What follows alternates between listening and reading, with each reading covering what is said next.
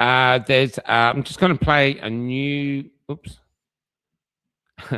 Going to play a new song tonight. This is a little lyric from a musical I wrote. But I was at the march today in Perth with Kelly and Scotty and Richie, and the march or the protest was Iranians and Jewish people coming together in support of what Trump and Israel are doing in the war. It's very controversial, and no doubt people are going to add Zionist to all the other names I'm called, from anti-vaxxer, transphobe, pro-trans, you grifter, groper, you name it.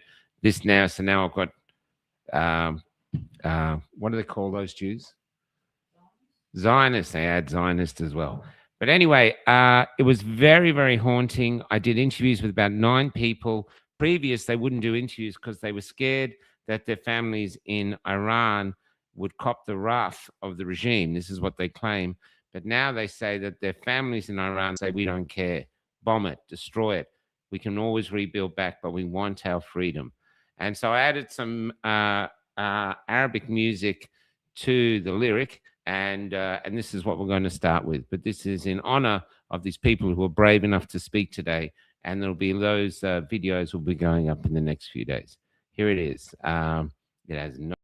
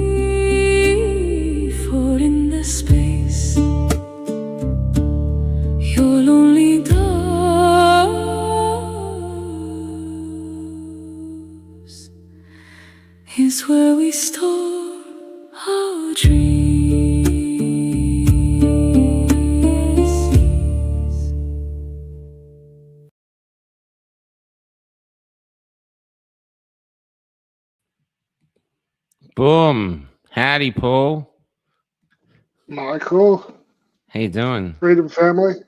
I might be looking a little bit rough this week because I've just come down off the mountain camping with 23 men and 23 boys on a rites of passage here in near Byron Bay up in Mullumbimby.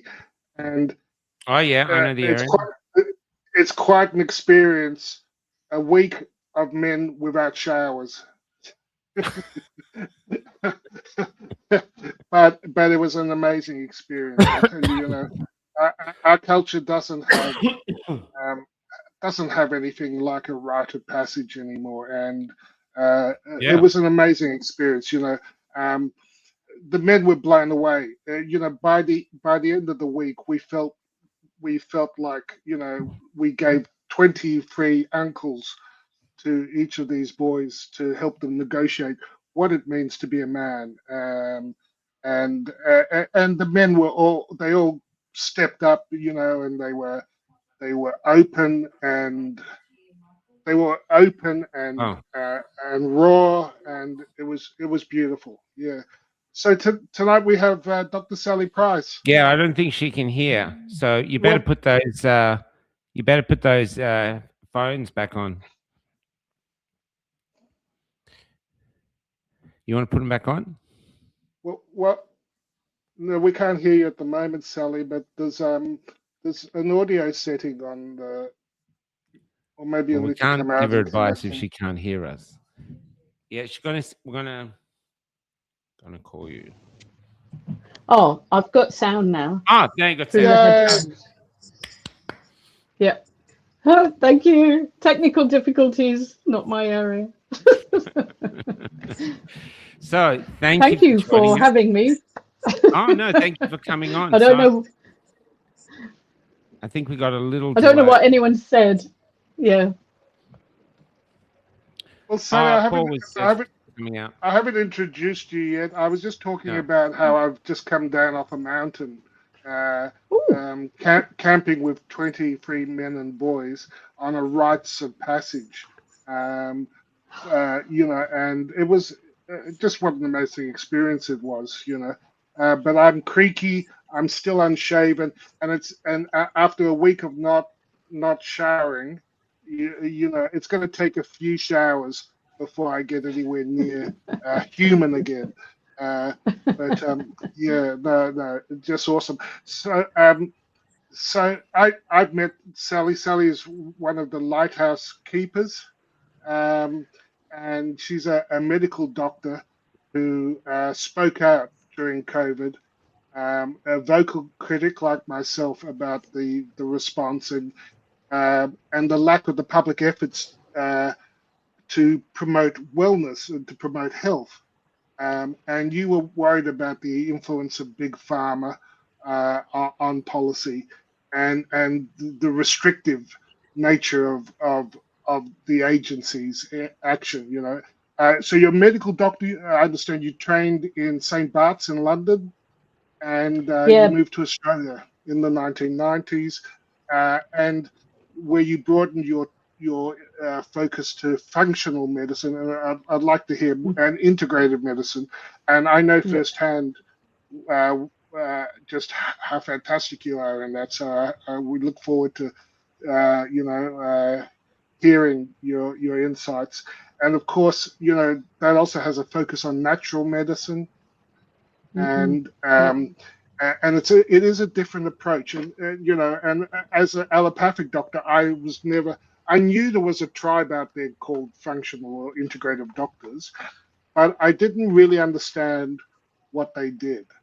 I just knew they were a little bit different. So I hope we can sort of go into that. And of course, you had to.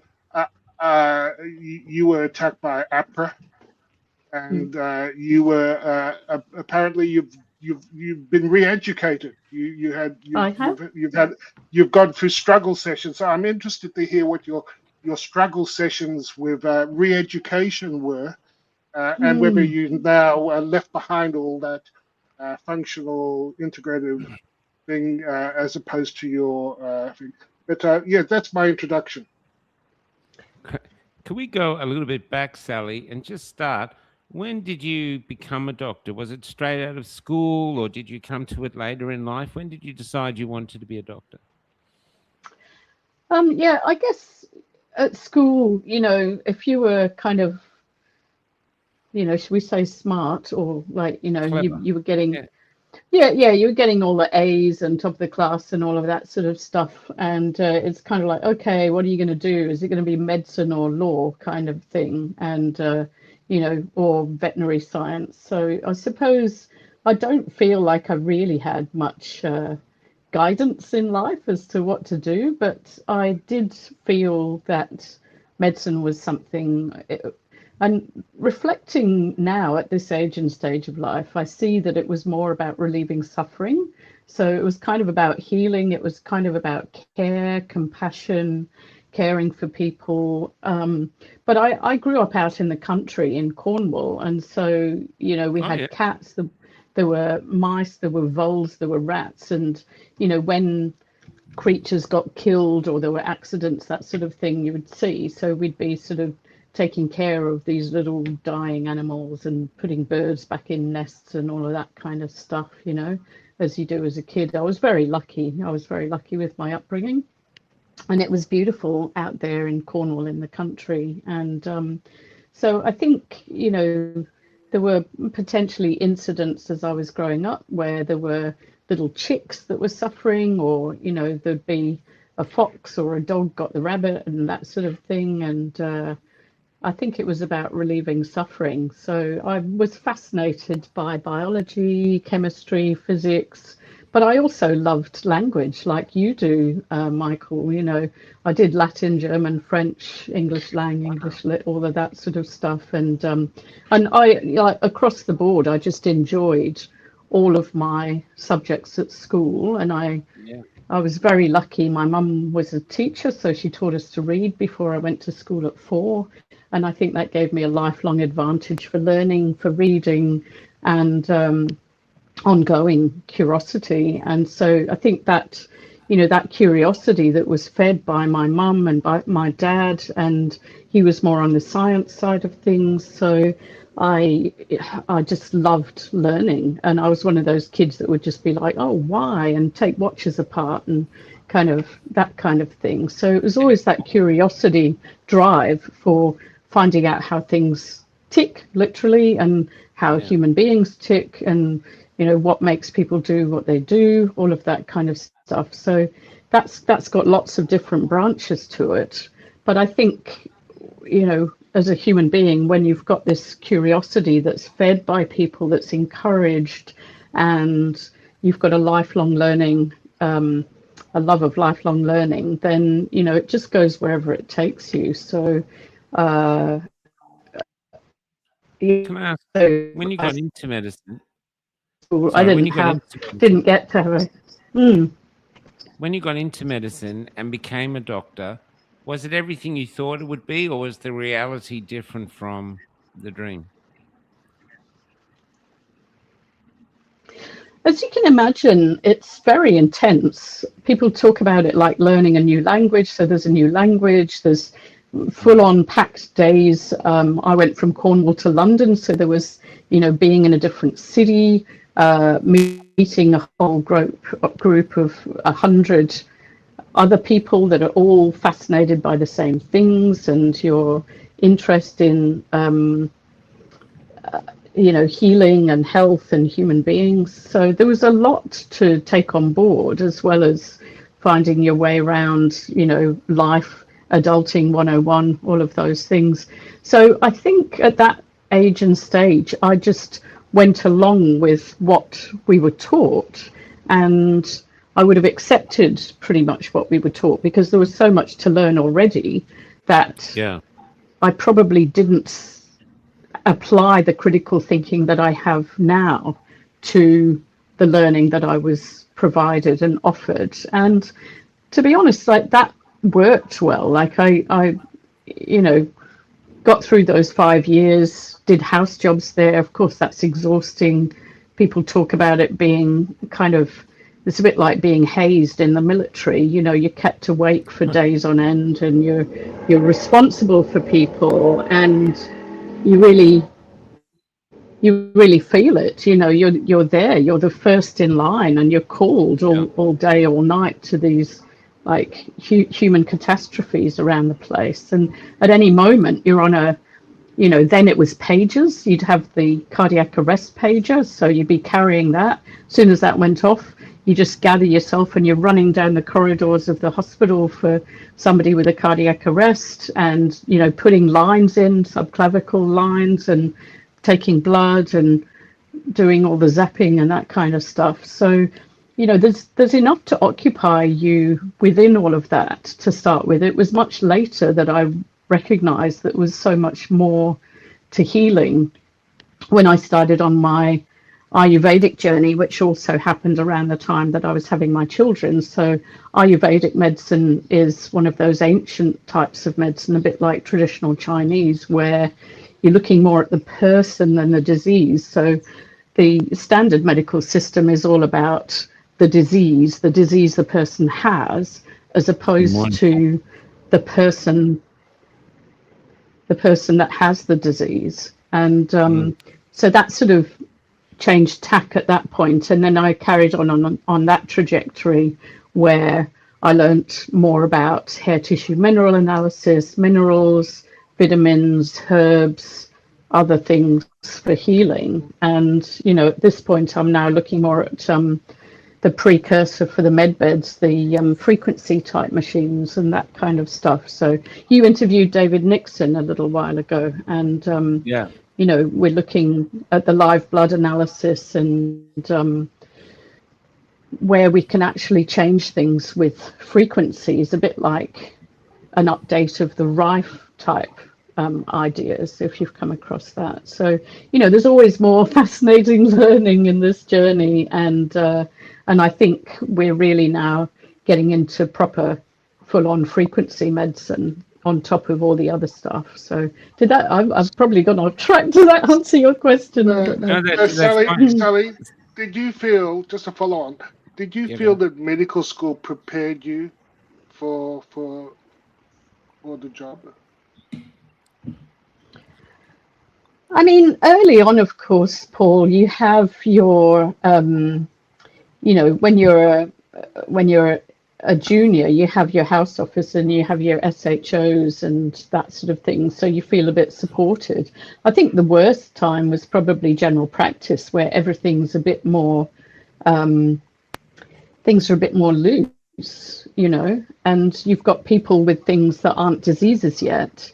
And what I recognized was, in Western medicine, like, you've either got the checklist and you've got the disease and then you've got the drug or the treatment, whereas in Ayurvedic and traditional Chinese medicine, you've got this whole spectrum of precursors. So the Ayurvedic system has 6 stages of disease, whereas the the medical industrial complex kicks in at about stage 4 to 5, where you've already got changes in the blood and so forth. Whereas a lot of the symptoms that people come to you with in general practice, like, my tummy's really gassy, I've got this funny feeling here, or this, that, and the other, those are messages from the body that we need to attend to. And if we bring ourselves back to balance at that point, it doesn't have to become as severe as becoming a pre-disease or a disease. So, it's those approaches are quite superior in my estimation. So, when we go back to look at the past and we learn from that and we take the threads of that and then use them in our current thinking, then we can bring all of that together, I think. Why did did they prepare me for? No. What happened with COVID? Sorry. What was it about COVID that you suddenly decided to basically stand up against the system, which is, in your case, APRA, who are such a kind and understanding organization, with incredible tolerance. Pushes. So why did you decide to risk all you'd worked for that? What was so important about risking all of it to stand up and have your say? I think early on the naivety was that I just didn't understand how people couldn't see the pattern recognition that there was something wrong. So it was very straightforward to me, having worked in functional medicine, we all knew that there would be vitamin C, D, zinc, things that we can do. Obviously, as soon as we recognize that obesity and people with diabetes and that kind of thing made people have worse outcomes. So it was very obvious that there would have been lots of things that we could do. And so I went hunting and discussing with colleagues and all around the world. I mean, the endless amount of Zoom calls that we were on was utterly ridiculous. There was something there was emails, there was Zooms, there was just endless stuff. But equally, I couldn't see how colleagues didn't get it. But then, there were all those colleagues that never got functional and integrative medicine either. And the culture of medicine is that it's very against anything alternative. And so it was like the same thing again, if you like, that some people couldn't accept it, couldn't see it, thought it was weird. But very early on, I thought, well, there's got to be these things that we could do. And with a colleague, we wrote a newsletter that we sent out to all our patients. And then we were told not to talk about the immune system by APRA and the medical board. And that seemed like a weird thing that, here you are, you're a doctor, don't talk about the immune system. Like, what other system are you going to cut out for us not to talk about? It was just very strange, And so I felt like. Interrupt. Were you told not to talk about the immune system? Yes. There was messages, there was emails coming around from, I don't know if it was the RACGP, I don't know if it was, but I'm pretty sure it was the medical board or APRA saying you can't tell your patients to boost their immune system. It's bizarre, isn't it? It's nonsense. As a one word. I got a few shorter ones. I mean, as a functional medicine doctor, like Ian Brighthope, as I'm sure Michael, he was talking to politicians about vitamin C, D, zinc, go outside, get your 10 minutes at midday, your exercise, all the things that should have been all the public health messages, they refused to do. So then the naivety was like, oh, there's something really seriously wrong here. And so to start with, I kind of hunkered down and was looking after my own loyal patient load, because I had a really successful practice that was, just grew out of word of mouth. People don't really understand what functional and integrative medicine is. But when you start talking about, we're looking at the root cause and bringing you back to wellness. But even without describing what it is, people will see the change in some of my patients and they'll go, oh, I wonder what they're doing. And then they find out, and then you'll see, the husband, the daughter, the son, the mother of people that come and see me. So it just kind of grew like that. And so, already knowing that there would be probably herbs that would deal with this virus, we knew that there would be things that we could do. And so, of course, we sort of told people, because I learnt hair tissue mineral analysis from Dr. Tabrizian, who, some people have heard of. And so it was important to keep your zinc up, and even knowing that loss of smell was one of the things that happened with COVID. We knew that zinc is actually important to that integrity of smelling. So, if your smell isn't working, then definitely you need more zinc. And so that's one of those little signs, little signatures that you have. And so, as things went along and things got weirder and weirder, I alerted my patients to the published data, like when the Pfizer post-marketing stuff came out and we saw what was going on there. They were forced to publish that. and all this stuff about. I mean, I had patients in my practice who needed, say, mask exemptions, and if you just the simple act of just putting in, well, Paul would know this, those oximeters, you put an oximeter on your finger, it reads what your oxygenation is, and you put a mask on your face and it goes down. So that's not good for anybody, is it? Wow. Just obvious, like really barn door obvious things, as we say in medicine, like barn door obvious things that you just wouldn't be doing to people. We're all going on all around. And I live in a little area called Fremantle, which, largely is one of those kind of areas, a bit like Byron Bay, where there's less vaccination going on and people are a bit more informed and know how to look after their health, kind of thing. So I thought around this area people wouldn't be doing all the stuff, but they were. Like, they were out in the street, masking up, and weird stuff was happening. So then, I mean, all I did, the thing I got caught with APRA about was sharing some social media posts. So somebody who wasn't even a patient dobbed me in for sharing a couple of social media posts. This is somebody who's never paid me, never engaged with me, never been a patient, followed me for all my useful free kind of information, and then dobbed me into APRA. And APRA, should have just dismissed it as, some mad, I can't remember what the name for that is, but just like a irrelevant, frivolous or vexatious claims, which should be an exemption to. So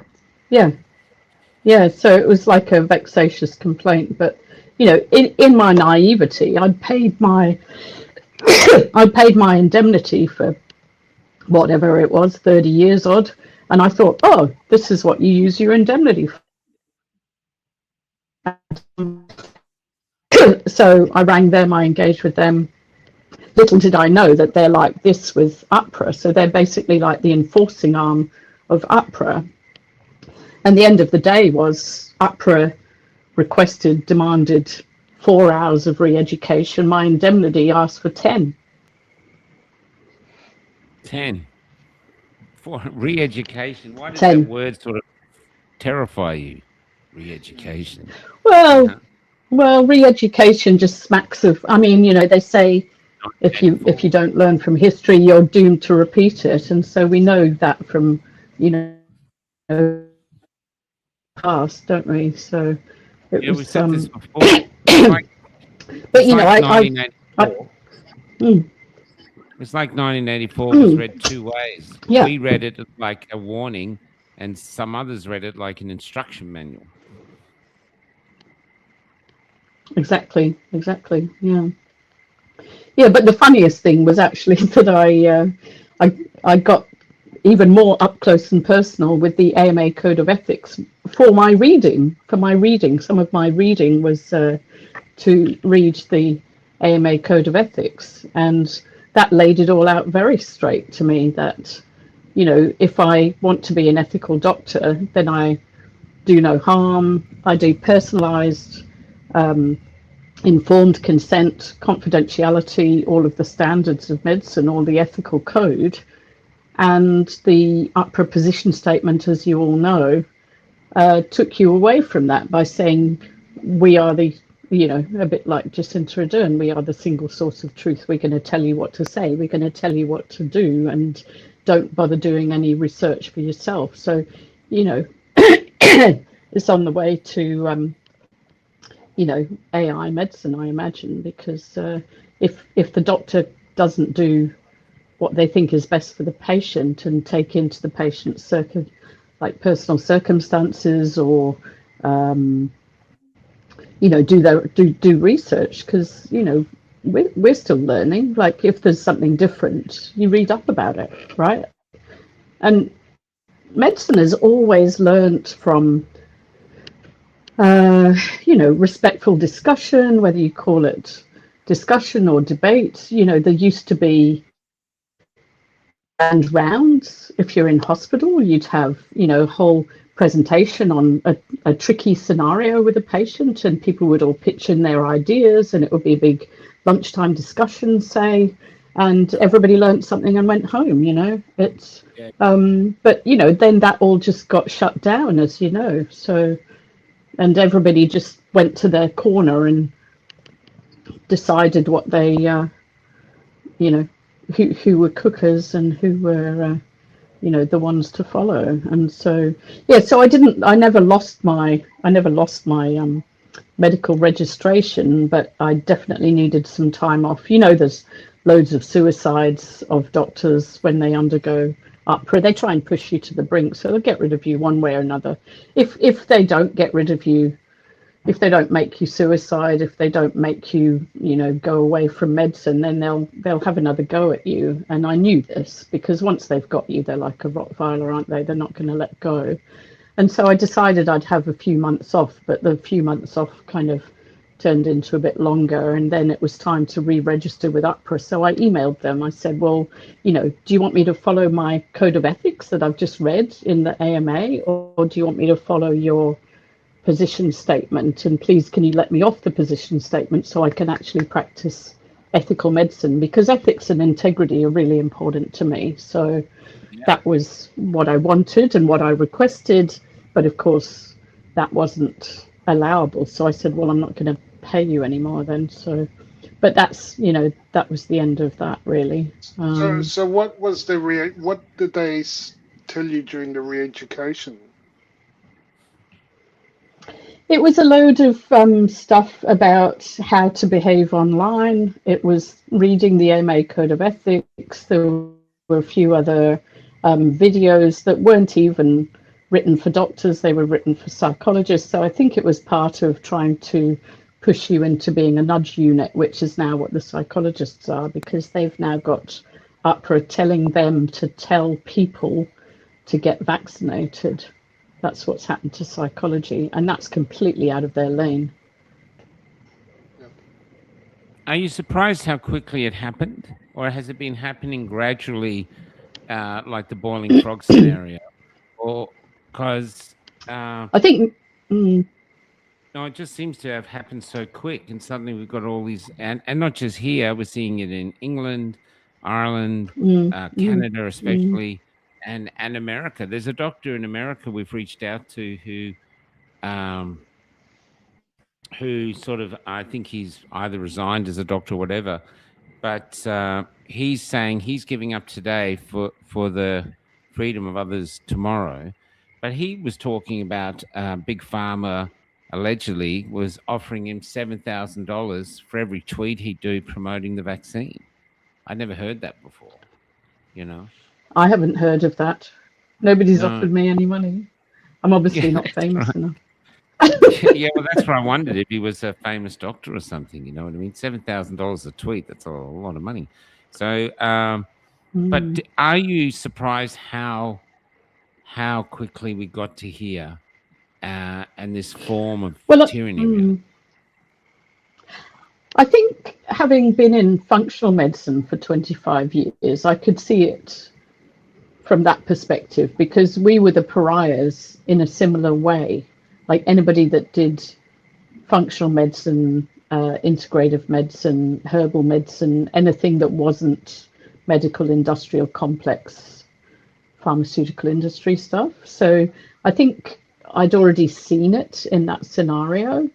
And then actually, Anne Tonkin tried to close us all down. She tried to get UPRA to put a special, there was some extra rules that got added, that they tried to add for anyone that was doing integrative functional and that sort of thing, but they were buried in paperwork by our patients, because everybody wrote in and said, look, we don't think that they should have that.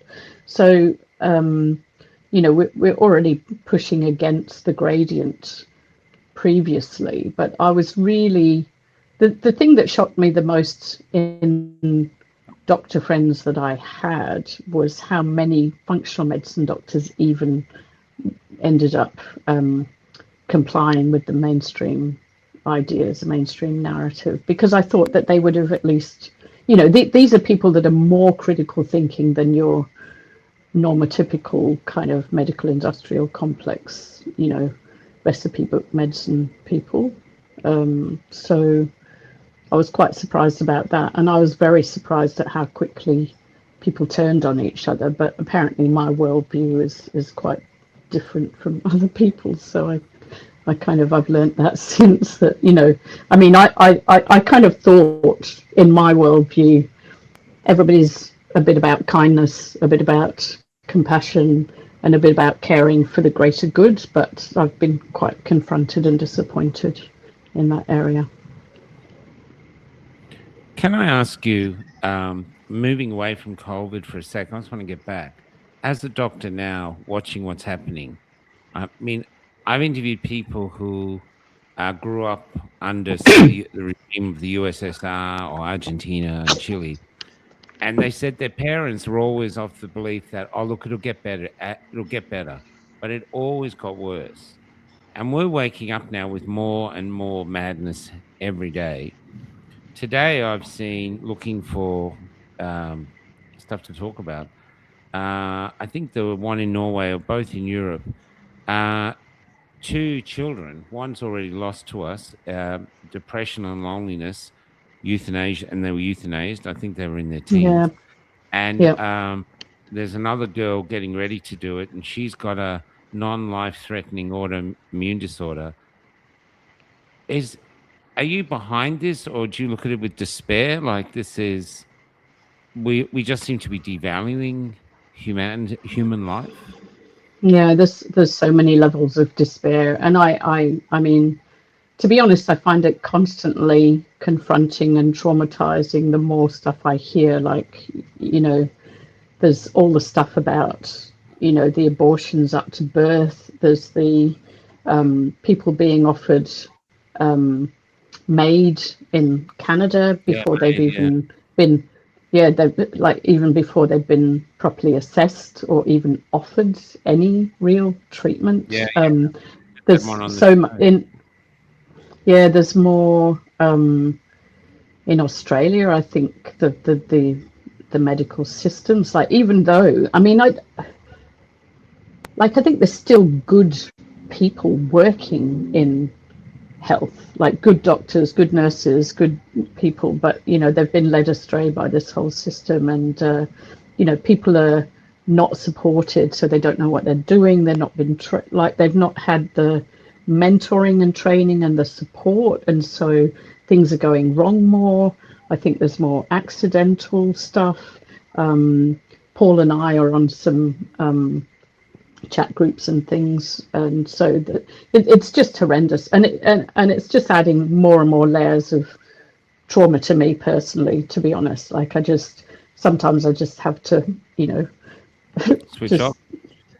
Yeah, I just have to read some kind of uplifting book or watch something uplifting, or if you can find it, because there's none of that on Netflix, is there? So trying to I think from Tad Askew, Dr. Price, how does the vax affect the microbiome, and how can one remedy? Yeah, well, so Sabine Hazan has done a lot of work on there, of course, and so what we know is it decimates the bifidobacteria, and so it's really important to nurture your microbiome in all the ways that you know how to do. And so prebiotic type fibers, so when you're eating good amounts of plant fibers, see the amount of plant fibers that we typically consume in the Western lifestyle is minimal compared to what's needed. It's all the indigestible stuff that the bugs thrive on. So we want to have lots of that. And in particular, I would say your black and red fruits and vegetables, those kinds of things. So, if you can get the purple carrots or the, raspberries, pomegranate, black currants, blackberries, beetroot. Yep. Beetroot's fantastic for the heart as well. So that's something that you really want to, it helps increase nitric oxide, nitrous or nitric oxide. Paul, you have to help me out there. I think But nitric. Yep. it expands, like it expands your blood vessels, so you're getting more blood flow, oxygenation, detoxes the liver. Beetroot's fantastic for lots of things, detoxing. Wow. So yeah, so I mean, as you know, I've got a little ebook which is, you know, quite simple. It's a downloadable for people to learn. It's recipes and bits of information. That's very straightforward on my Stand for Creators site, and I've got a program for people that want to delve into it a bit more, which is. And the links for that are in the show notes. Sorry? I believe the links for that are in the show notes. Oh, okay. Cool. Yeah. So Biome Basics is my program, just to educate people about their gut microbiome. It's a little program with some notes and tips for success, that kind of thing. So for people that really want to learn how to nurture their gut microbiome and why they would do what they do, that gives them a good starting point. Yeah. But basically it's fibers. Ivermectin also, I think, is a prebiotic. It does. Yes. The Biff likes ivermectin. You know, it really it's likes fascinating. It's curious. Yeah. It's fascinating, you know, isn't it? And I mean, sorry, carry on. Oh, there's a little bit of a delay of a microsecond because of the pads, but we need them. So it's not we're talking over; it's just the delay. Yeah. I was going to. We were talking just we should come back to microbiome because it's an important topic. But we were talking about life and how it's been devalued, and I've got a very short clip here just on that topic that I saw just recently. Treasurer Jim Chalmers is being urged to consider a baby bonus to try to boost birth rates. Former PM John Howard is championing the idea. Let's get this straight. Australia has a fertility crisis, like it's literally falling off the cliff.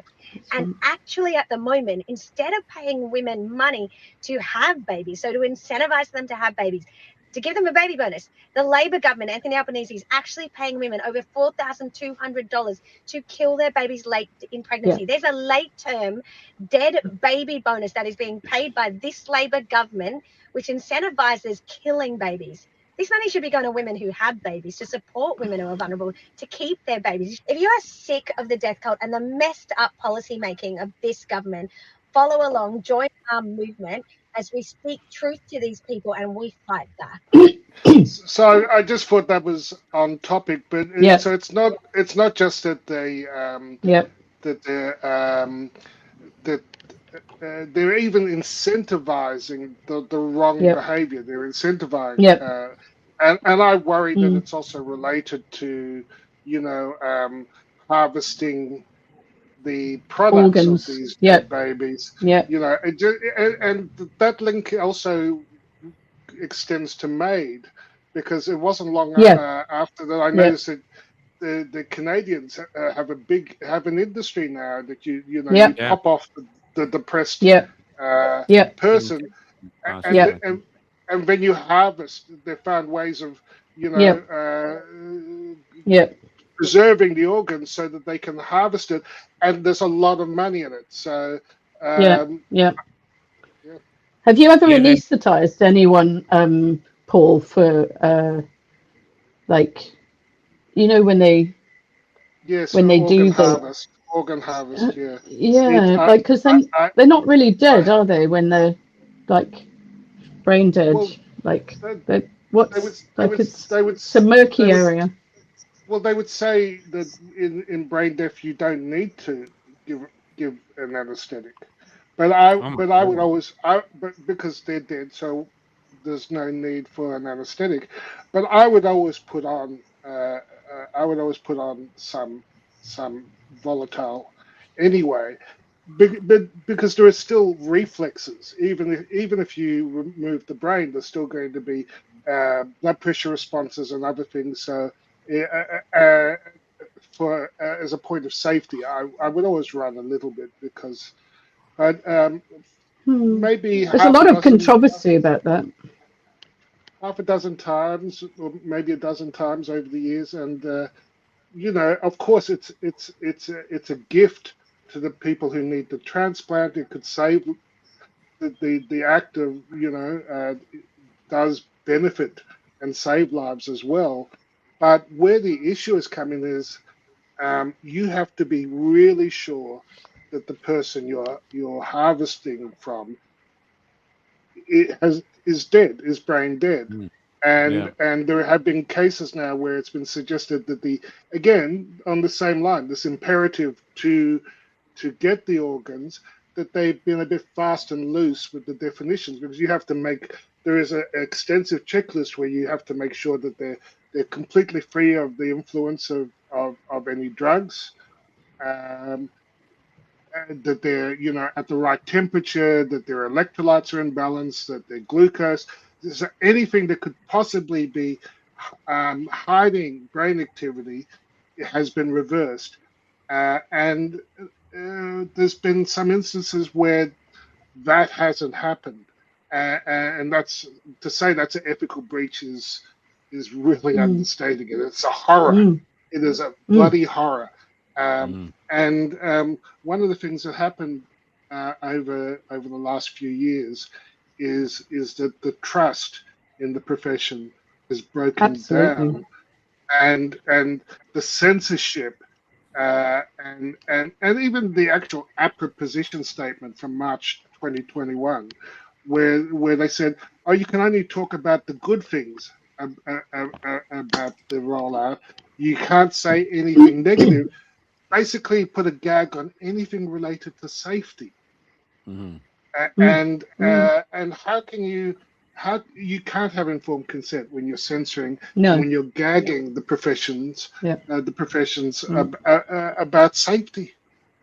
It was insane, and it was grossly unethical. And you know, you saw it, I saw it, but I don't know how other doctors. You talked about the AMA Code of Practice and the Medical Board of Australia Code of Practice. When I had to respond to an anonymous complaint in, I think it was 2023, this was after I'd already won in the courts. They left me alone for a year and then they came back. And what my response was to go through the Code of Practice, because if you follow the Medical Board of Australia's Code of Practice, they say then your communication online is compliant. If it's compliant with the code, it's all good. And I asserted that everything we were saying was completely consistent with the Code of Practice. But of course, the implication was that medical councils and APRA were not. Can I ask? And you got away with it, Paul? Like you actually won that? They did actually say, okay, we're not going to take this bogus, vexatious, frivolous, no, I called it that, complaint any further, but we'll put a mark on your permanent record. And it was not long after that that I decided, like you, that I didn't want to contract with these horrors. Can I say, Dr. Price, I'm not a doctor, right? What I want from a doctor is what everybody wants from a doctor, and that is the truth. I want to go into a surgery and talk with another human being who knows a lot more about my body than me, and they're going to tell me honestly. You know, they're going to. That's all I want. Now that trust is gone, and a lot of people go into. Well, you can't. They can get their own systems. Yeah. The reason I mean, it's tragic. But I was going to ask to put it somewhere else. So from a business perspective, that means there's a big gap in the market for doctors we can trust. How hard would it be? Kelly goes on about this all the time, to set up new systems where APRA has nothing to do with it? Or would that be illegal in our country? Or is there a way to somehow set it up? Because there's a hunger for it. There's just a hunger. I've got a lot of ideas on that. Why don't we share some of those and sort of maybe Yeah, that'd be a really positive way to go. Well, I've got a lot of ideas on that because obviously I haven't been in paid employment for 5 years, and I have been chatting with colleagues and friends and people like that. But really, the issue, Michael, is safety for us, because as soon as you get somebody that dobs us in, like, we're going to be gone. And I'll tell you what happened after I stopped paying UPRA is the very next email I got from them was because I actually developed a whole website with educational materials for people, and it was called Fast Start in Functional Medicine. I had this whole program that would get people across all the things that they needed to do to maintain their wellness, to improve their wellness, to get to optimal well-being. And I thought, well, because I'm typically ahead of my time by about 20 years. Like, people are starting to get into functional medicine now. I've been doing it for 25 years. And the thing is, now people are recognizing that they need to do those things. But I put that whole program together. And when I deregistered from UPRA, I didn't close it down or recheck the information on the website. And so the very next email I got from UPRA was criminalprosecutions@apra.com was the email address. We're going to fine you $300,000 if you don't take anything off your website that suggests that you're a practicing doctor. So, this is how they... $300,000. $300,000, yeah. That's their next ploy, because if you block them by one thing, they're still going to go for you. And then there's other doctors in that Paul and I know who have been constantly harassed and told that they're not allowed to give any health advice to anyone ever again, whether they're still registered or not registered. It's like you can't do that. So, for us, it's about our safety. It's about, and the way I think we could do it is have like an OnlyFans type site, so we're secure and safe, and people can pay for our services. But it's a blind sort of thing, but you get medical advice from somebody that actually knows what they're talking about, that has ethics, that has integrity, that has critical thinking, that has research skills, that know what the fuck's gone on for the last 5 years. And so, somebody could build something like that, and then we could all take it in turns and do connections that way, or something along those lines. But I just thought it was quite funny when one of my pharmacist colleagues sort of said, "Oh, why don't you do it like this?" And I thought, well, yeah, that's a confidentiality. Nobody's got your phone number, because people are often asking for those. And I've tried all sorts of things in the last 5 years as well. Yeah. Sorry? I get contacted all the time. I'm not a doctor. Yeah. But they know. Yeah. You know that you're in touch with us. Yeah. Yeah. I've got a keypad full of underground doctors. This phone. Yeah. APRA like it. Here, APRA. Yeah. Come and no, Exactly. And when you get offered 10 million for that, are you going to sell out? Because like some people will and some people won't. They would. Yeah. They would. No. Yeah. I think and that's the hard thing about human nature. Yeah. The way you guys talk about APRA, I'm pretty sure AI could figure out an anagram which would see APRA become the Sopranos or just the Mafia, because they're not interested in our health.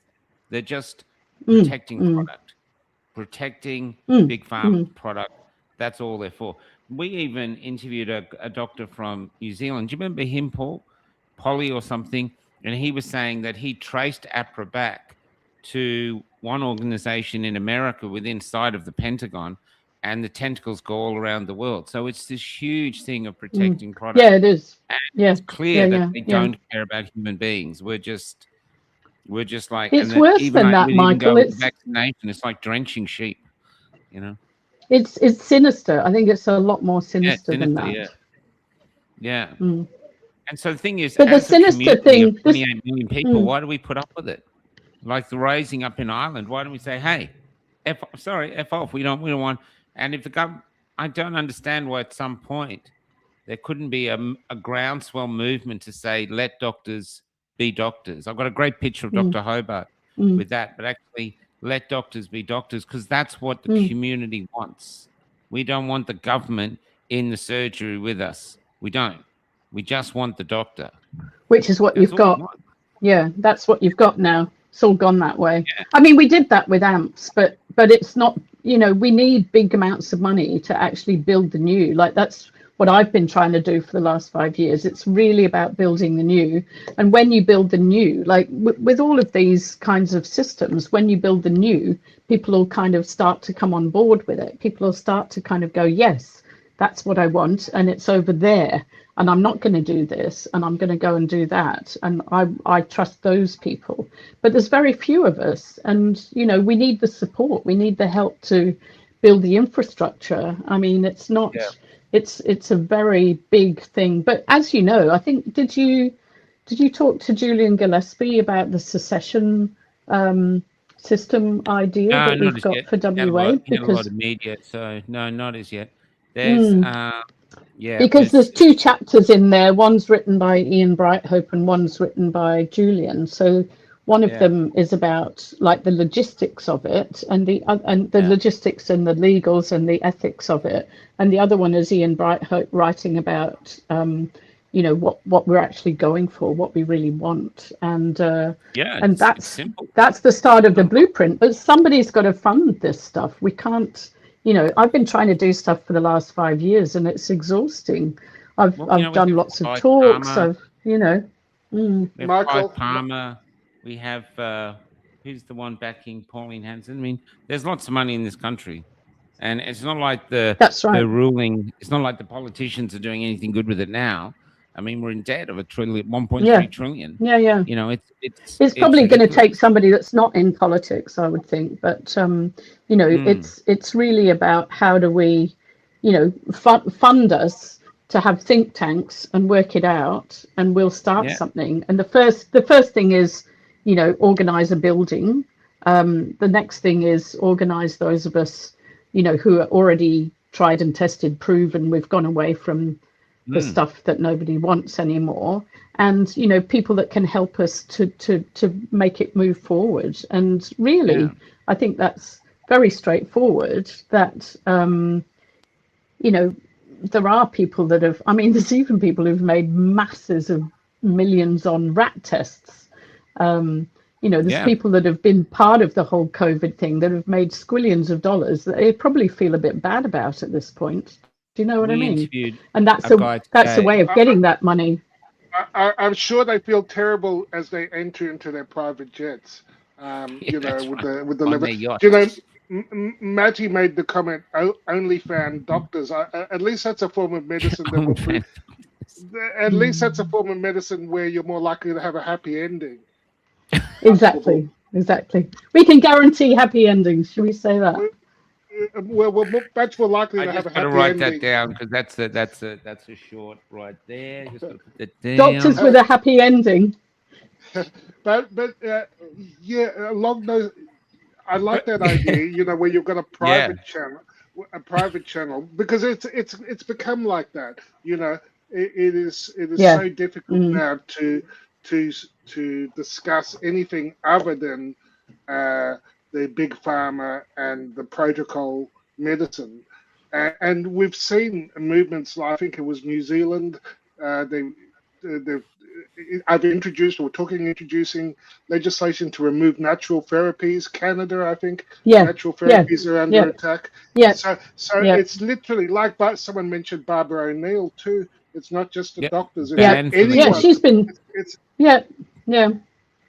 It's like everyone's getting banned. Yeah, she can't work in this country apparently. She can't lecture. I've interviewed her a few times. I'm good mates with, and she's such a beautiful little thing when you meet her.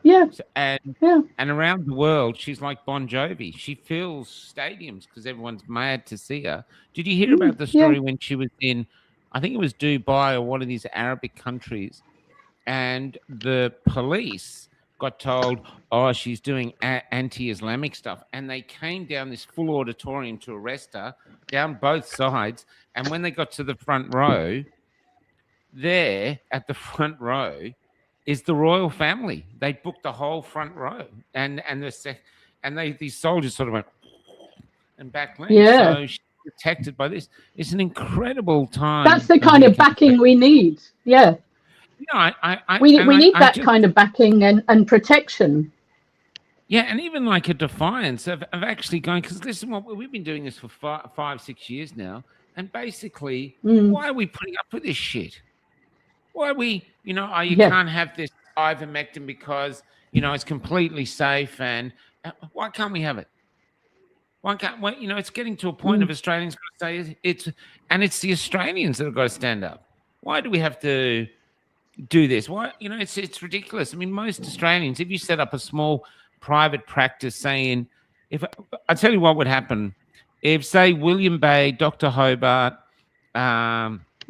yourself, and Miley Trin, if there was a little surgery in Melbourne or Sydney, it would have lines outside of it. It would be so. Well, we need one in each state, but at this point, I'm just saying that if it started with one and was successful, there must be some legal way around it in the legalities of it. There must be there somewhere, and defiant. It's almost like underground doctors, but we need it, and people are dying everywhere. They're sick everywhere. He was still getting stories. We interviewed a woman the other day, and this is out to anyone watching. We have found a way to alter people's voices so ASION no one can trace you. No way at all. I saw that you had. Yeah. So we interviewed a midwife. I sent it to Dr. Biss, actually. She's going to come back on. I forgot to tell you that, Paul.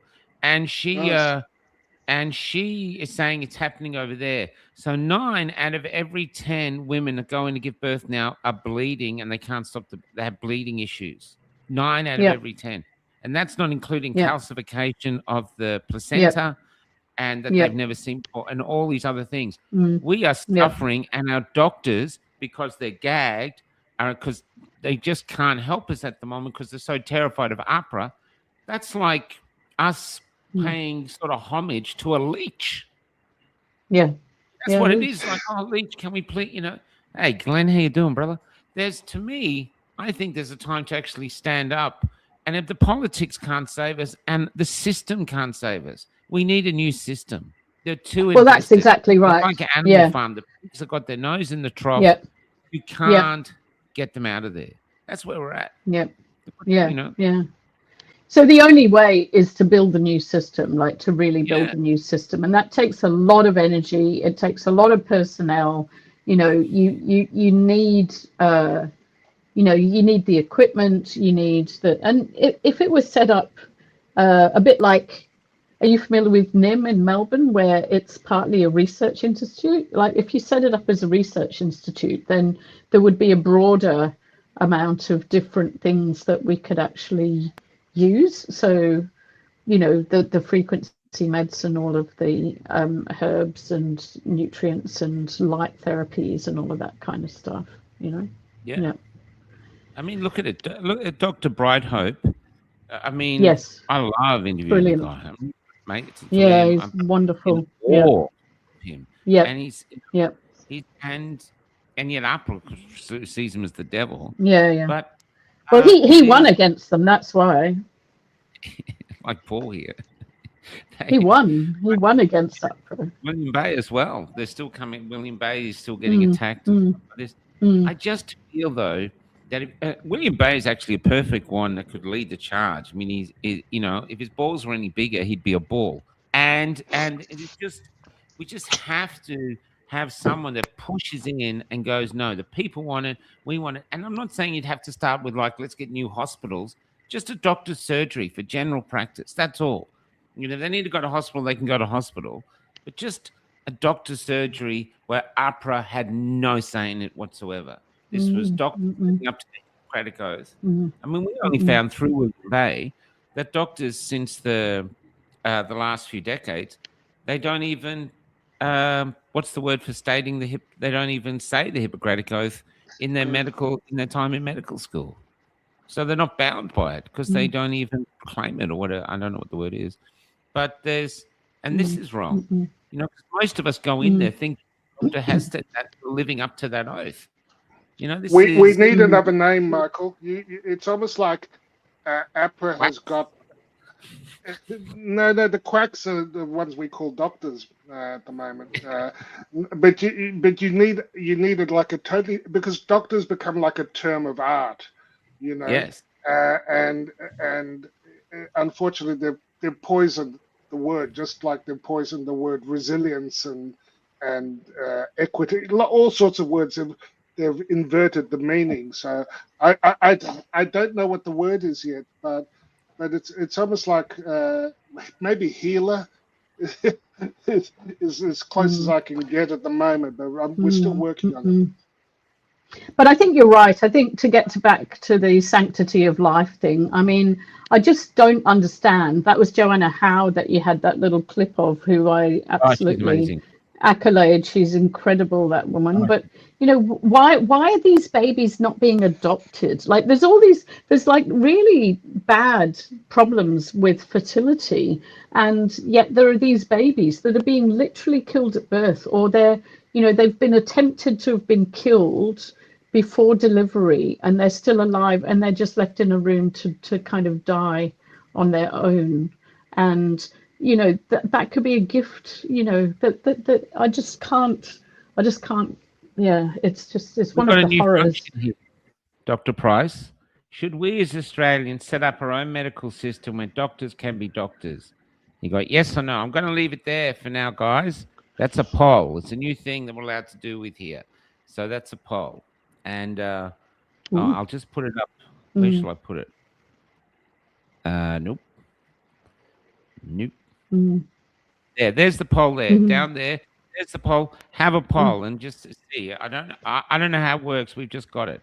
And so but to me, I'm telling you, this is what the people want. Because when they do call me up, they're so desperate because they simply don't trust their doctors. They go in with system. The other day, I was interviewing someone. This amazing interview with Carrie. You know, she's 38 years old. She's infertile now. The jabs made her infertile. She's lucky she had one baby, and now here it is. And fertility's dropped off the cliffs. Yep. Yeah, that's right. And no one talks about it. That's like our future.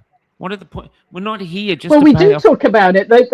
Yeah. And we get censored. And we get censored, shadow banned, and blocked. Do you know? I was just having dinner with my sister, and she was saying she was sitting somewhere at a cafe, and some a group of 30-something-year-old women were talking about how all of her friends needed IVF to get pregnant. Yeah.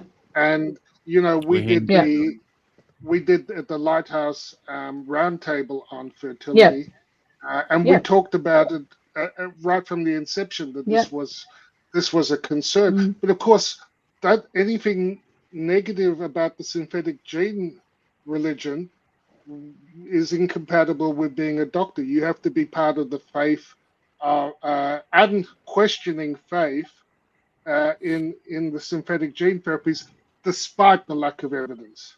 You know, despite the lack of long-term safety, despite the fact, despite the fact that they didn't assess effects on reproduction. You know, it is fucking insane. It was totally predictable. Yeah. It was totally predictable, and then the kids that do survive, the kids that do survive the pregnancy from the women that were jabbed prior, like a lot of them have got developmental delays, and what they've done is shift the goalposts of development. So, you know, the babies are not developing normally as per the old developmental milestones, you know, like sitting up, crawling, smiling, blah blah blah. They're not normal anymore. They've shifted all the goalposts to try and hide that fact, and they're the ones that actually, like the ones that have actually survived. And I just hate to think how much disability we're looking at with all of that, because, you know, there's the fertility is absolutely crashing, and people could watch the fertility roundtable on Lighthouse Declaration and join that for us. But also, you know, that the kids of previously jabbed women are, you know, that they're not developing normally or properly, and then, you know, they can't even get into a pediatrician. So then, of course, they can't get diagnosed with anything. So then they can't get any help, and they can't get any assistance in schools, and so it just rolls on and on and on. It's the other thing we're not talking also about is men, and we've got this really bizarre thing now where at one point they deny it, but at the same point they talk about it. You know, like where was I saw it where they're saying there's a they've got there's all these people on IVF, but they've got a critical shortage of sperm.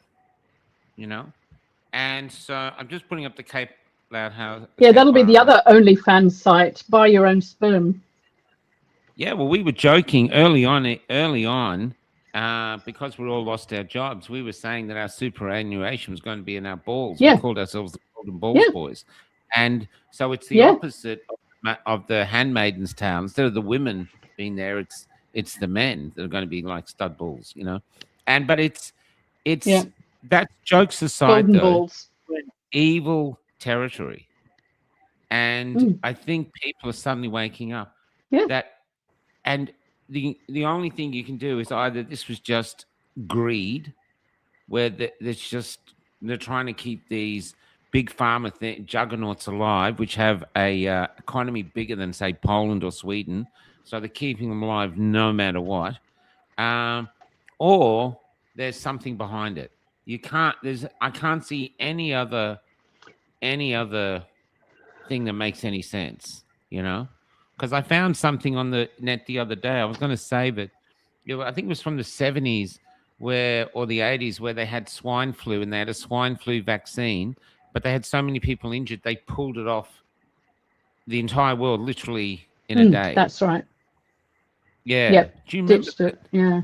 We actually had a situation. Well, we had a situation here in WA where they started jabbing kids with the flu vaccine, and they had, within the first sort of few jabs, they had kids sick or die from the flu jab that was given to them, and they pulled that off the market. So, you know, all these experiments that they've previously run on us are, you know, at least those things got stopped, but this stuff just is going and going and going. So it's very sinister. Like keep on. I'm just going to see if I can find this thing that I did. Hold on. Please keep talking. I'm just going to find it. It's, because there's this thing here. This made me furious. I'll just bring it up. Have you seen this? A report for the public.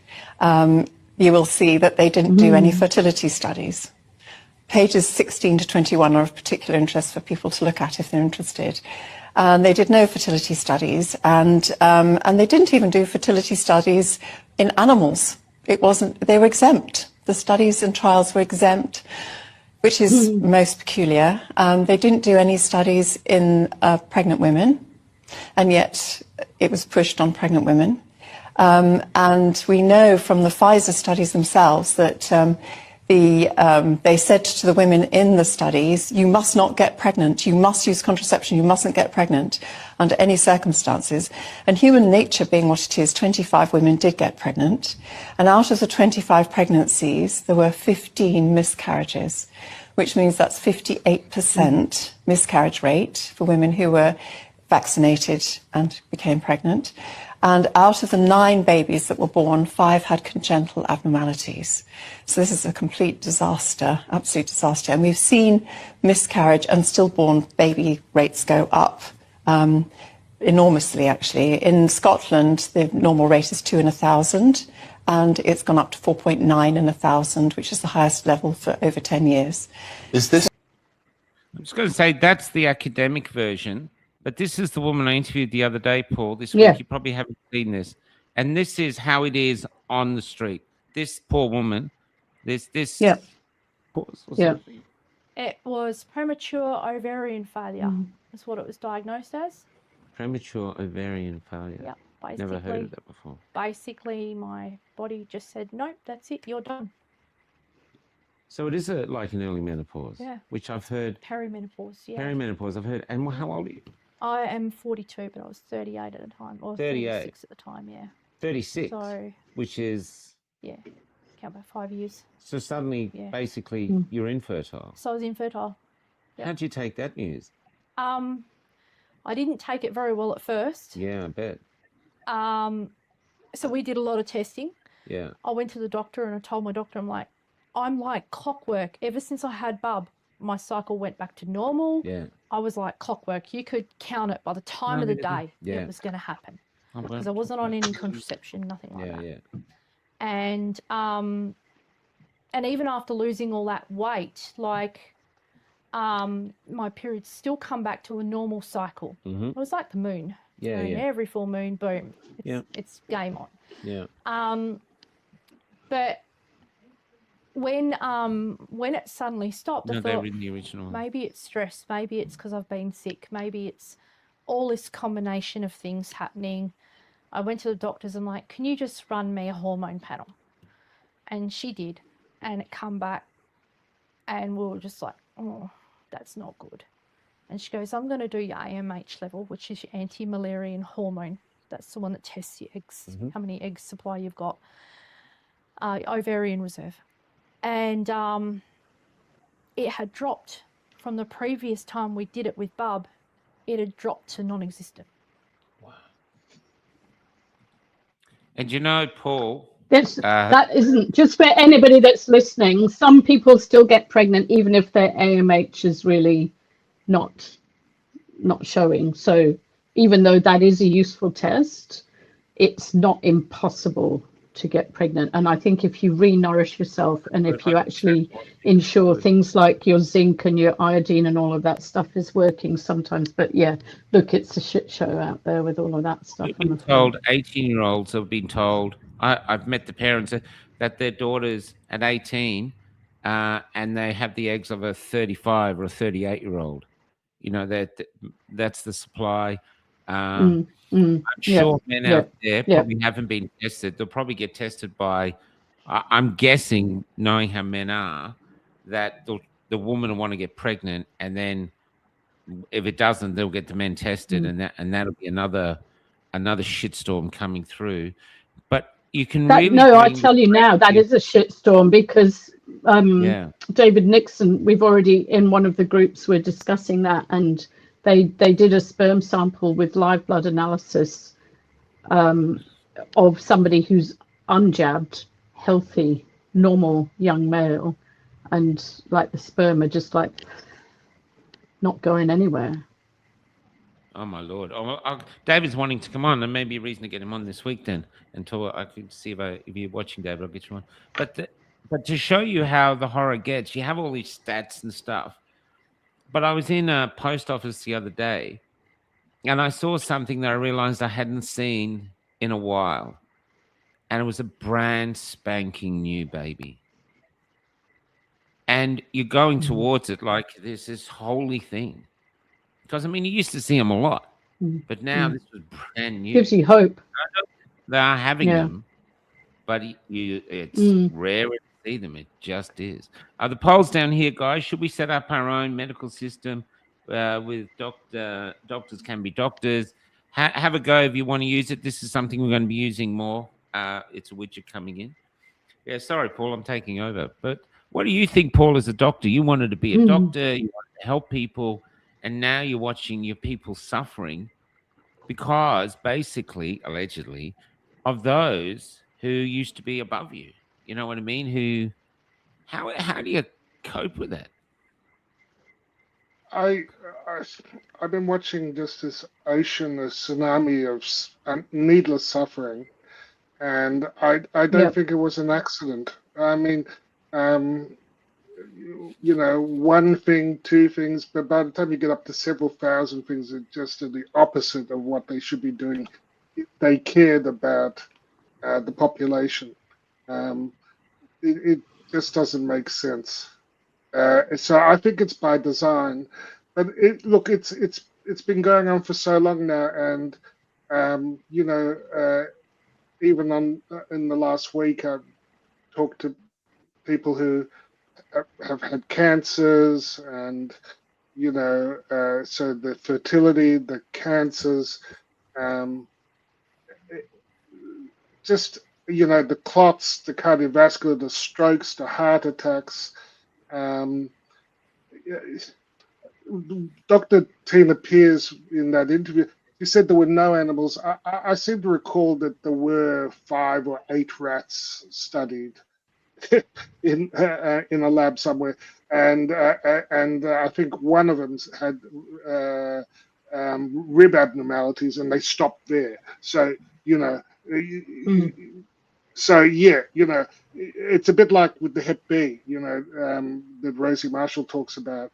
They did they study it? Did they do a trial? 147 babies that they studied for 5 days, and then they go on to give it to millions and billions of babies on their first day of life.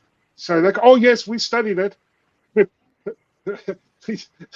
When you study it you know, it's ridiculous. And if you look at the work of Aaron Siri and books like Turtles fantastic. All the Way Down, you know, that's the real concern, that you've got a class of drug where they didn't use placebo, inert placebo controls, you know, and it's the only thing. It's the only thing, and it happens to be this one type of medicine which is called a vaccine. And I think Aaron Siri nailed it when he said he defines a vaccine as something that the government gives liability to.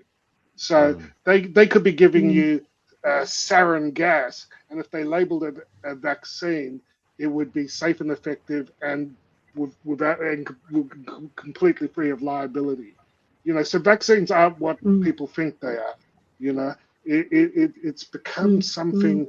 It's become something far more sinister, and that's why I wouldn't be recommending anyone have something that they call a vaccine, which is a government imposed and big pharma imposed product, which is free of any legal redress. And then you add on to that what we've seen over COVID with censorship and attacks of people raising any sort of safety issue, and it goes well beyond incompetence. It's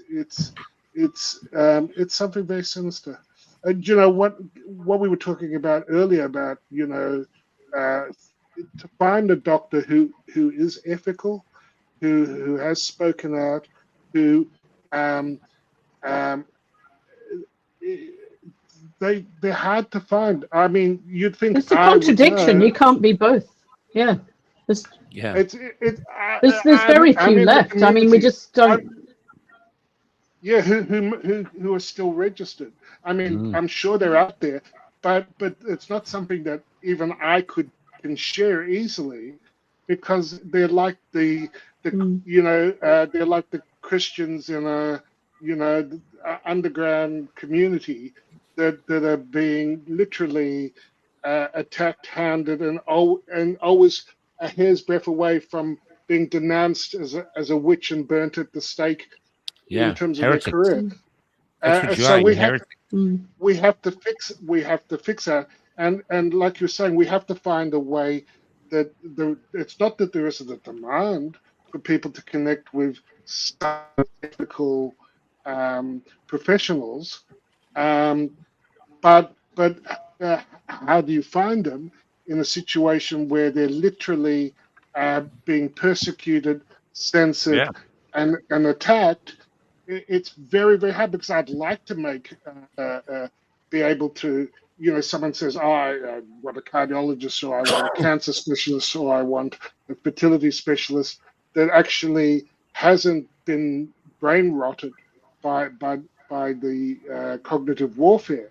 And it's very difficult. And so you have to end the censorship, and you have to find a way that the community, because I'm sure there's demand, where they can safely reach these class of professionals, and we can't call them doctors anymore. I think I saw a response, independent health carers, and I think, you know, that's a good one. I like that.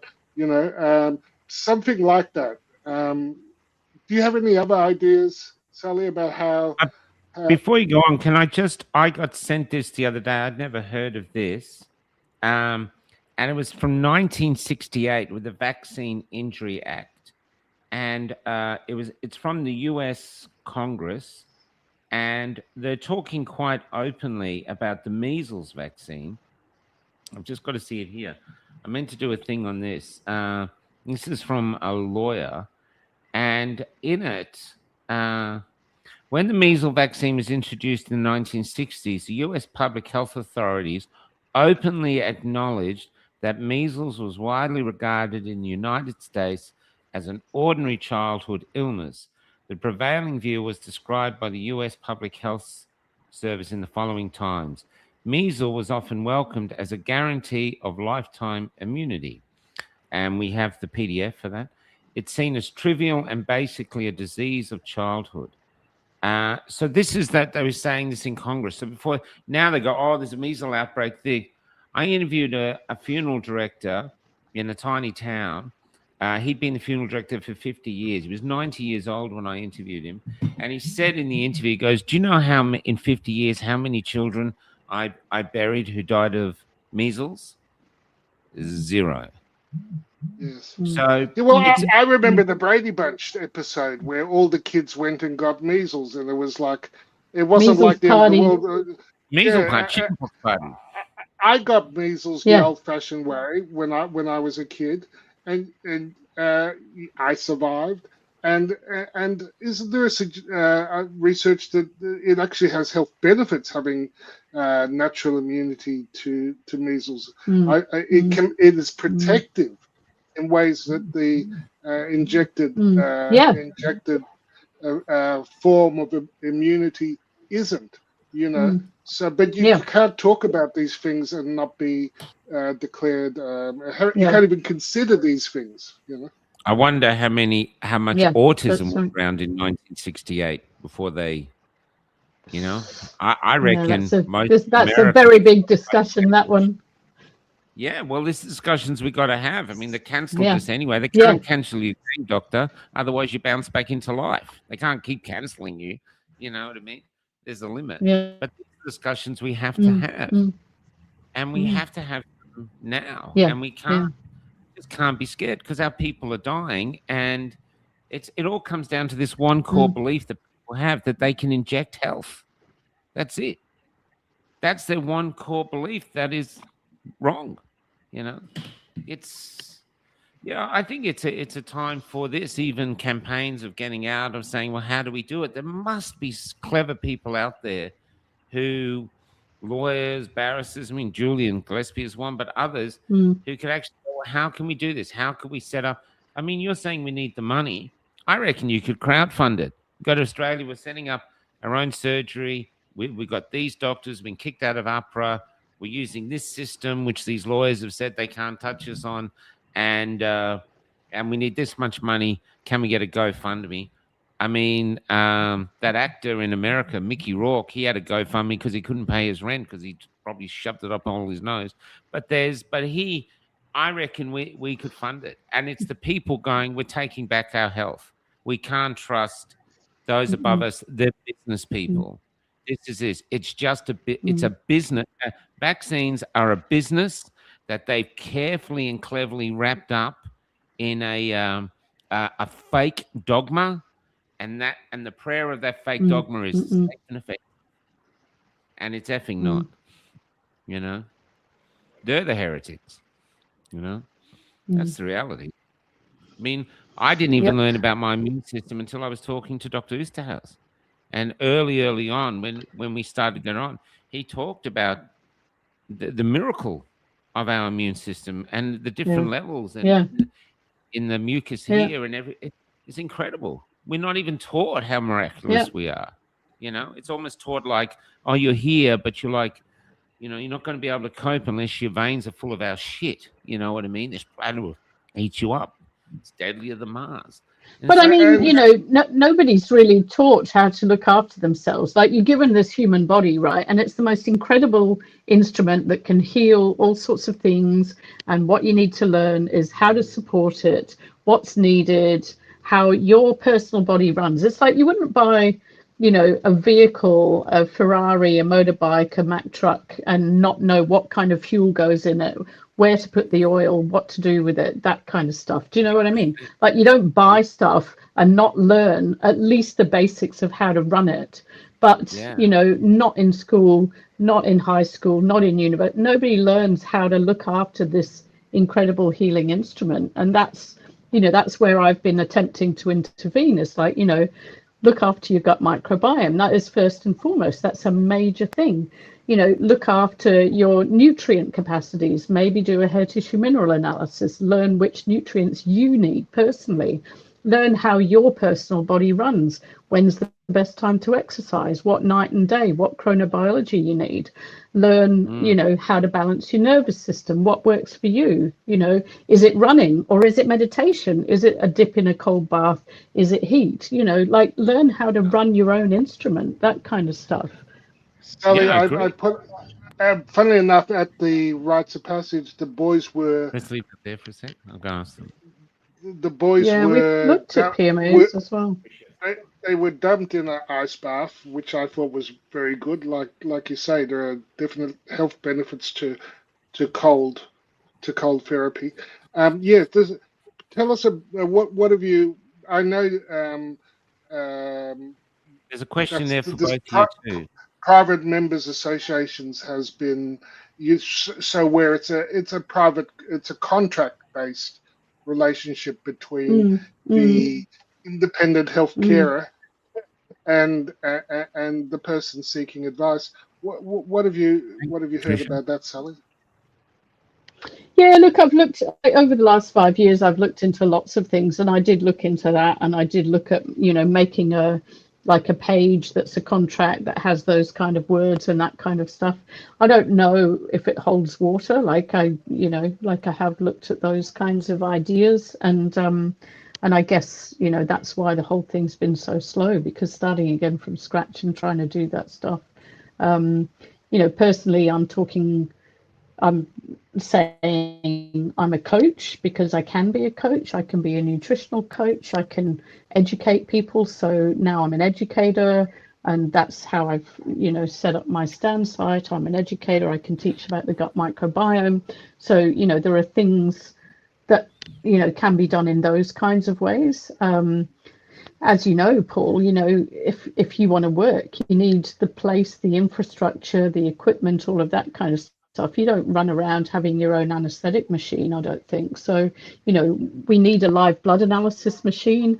I'm looking into this frequency scenario that is like a mat that has frequencies, and they're actually turning around non-verbal autism with these kinds of things. But it's going to cost me 25 grand to go to Italy to like learn to use it, and then to bring one back here to start that kind of business. So, you know, there are things that we can do if anybody's prepared to sort of help with the logistics and the financial input for those kinds of things. There's all sorts of things outside of medical industrial complex medicine, and you know, I can't do it on my own. You can't do it on your own.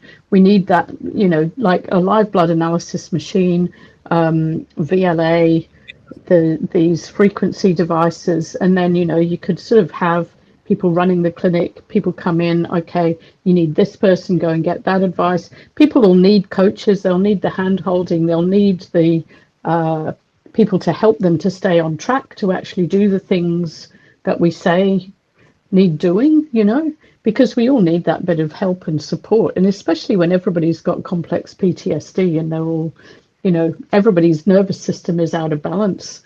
You know, we've got to bring all of that back into normal. It's holistic care. Yeah, there's so much in that. Like, mental health is gone.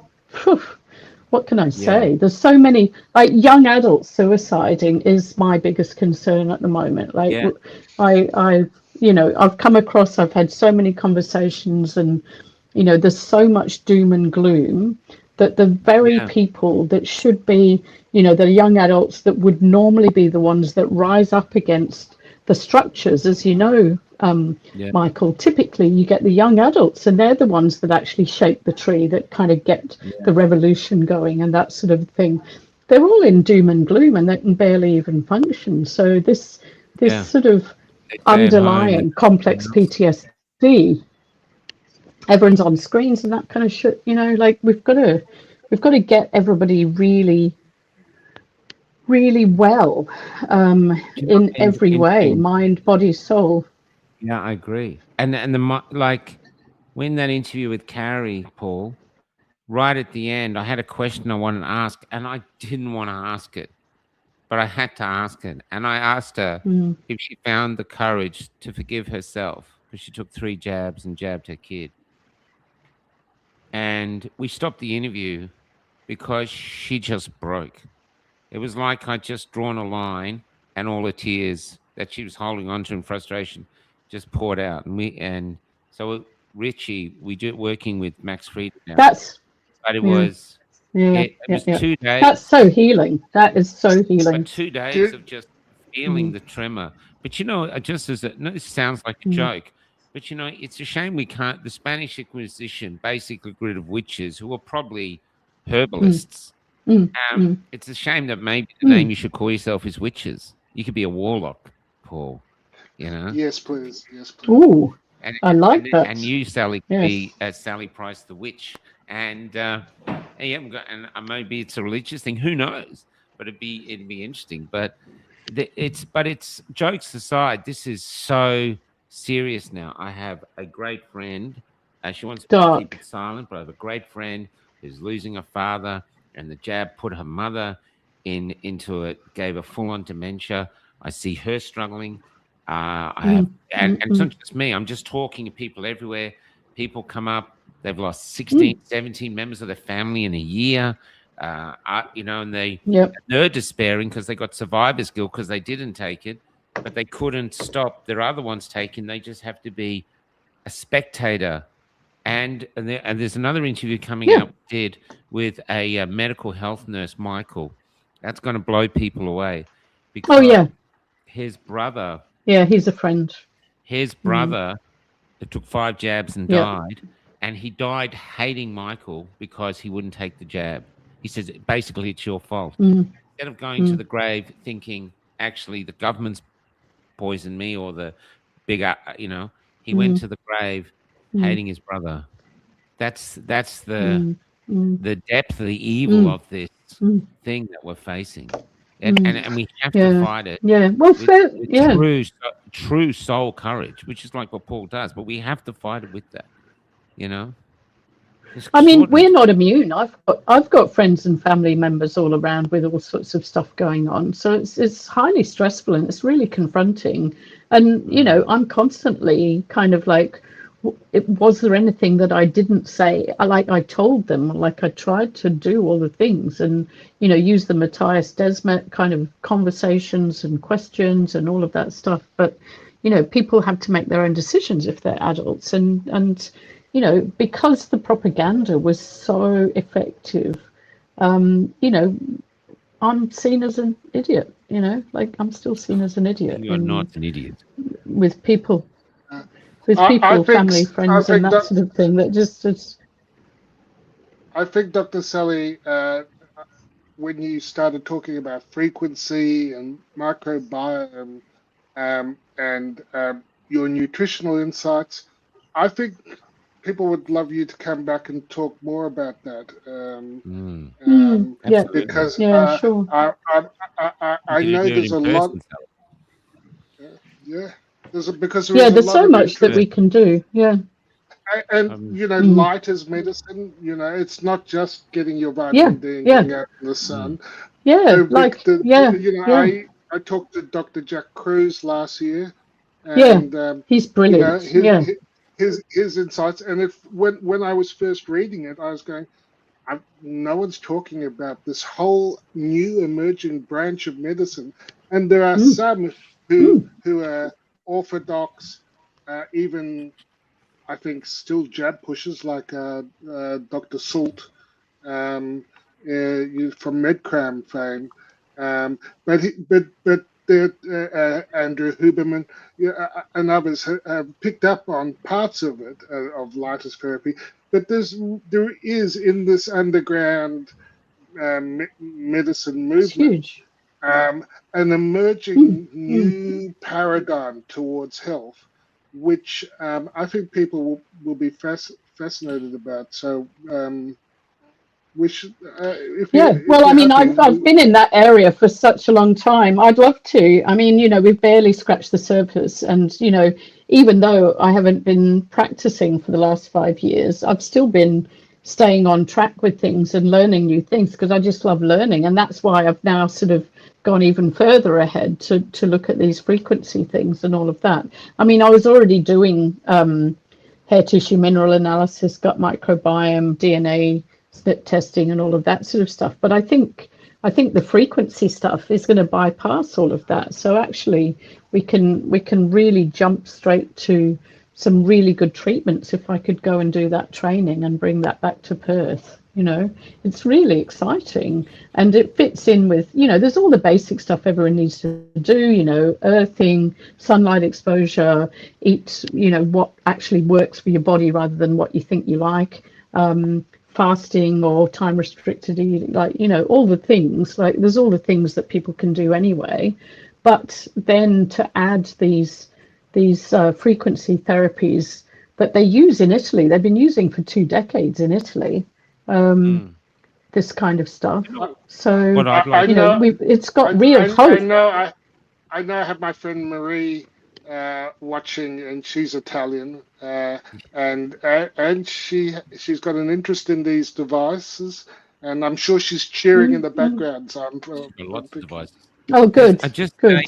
Well, you should link me up. You know what I think you should start before this?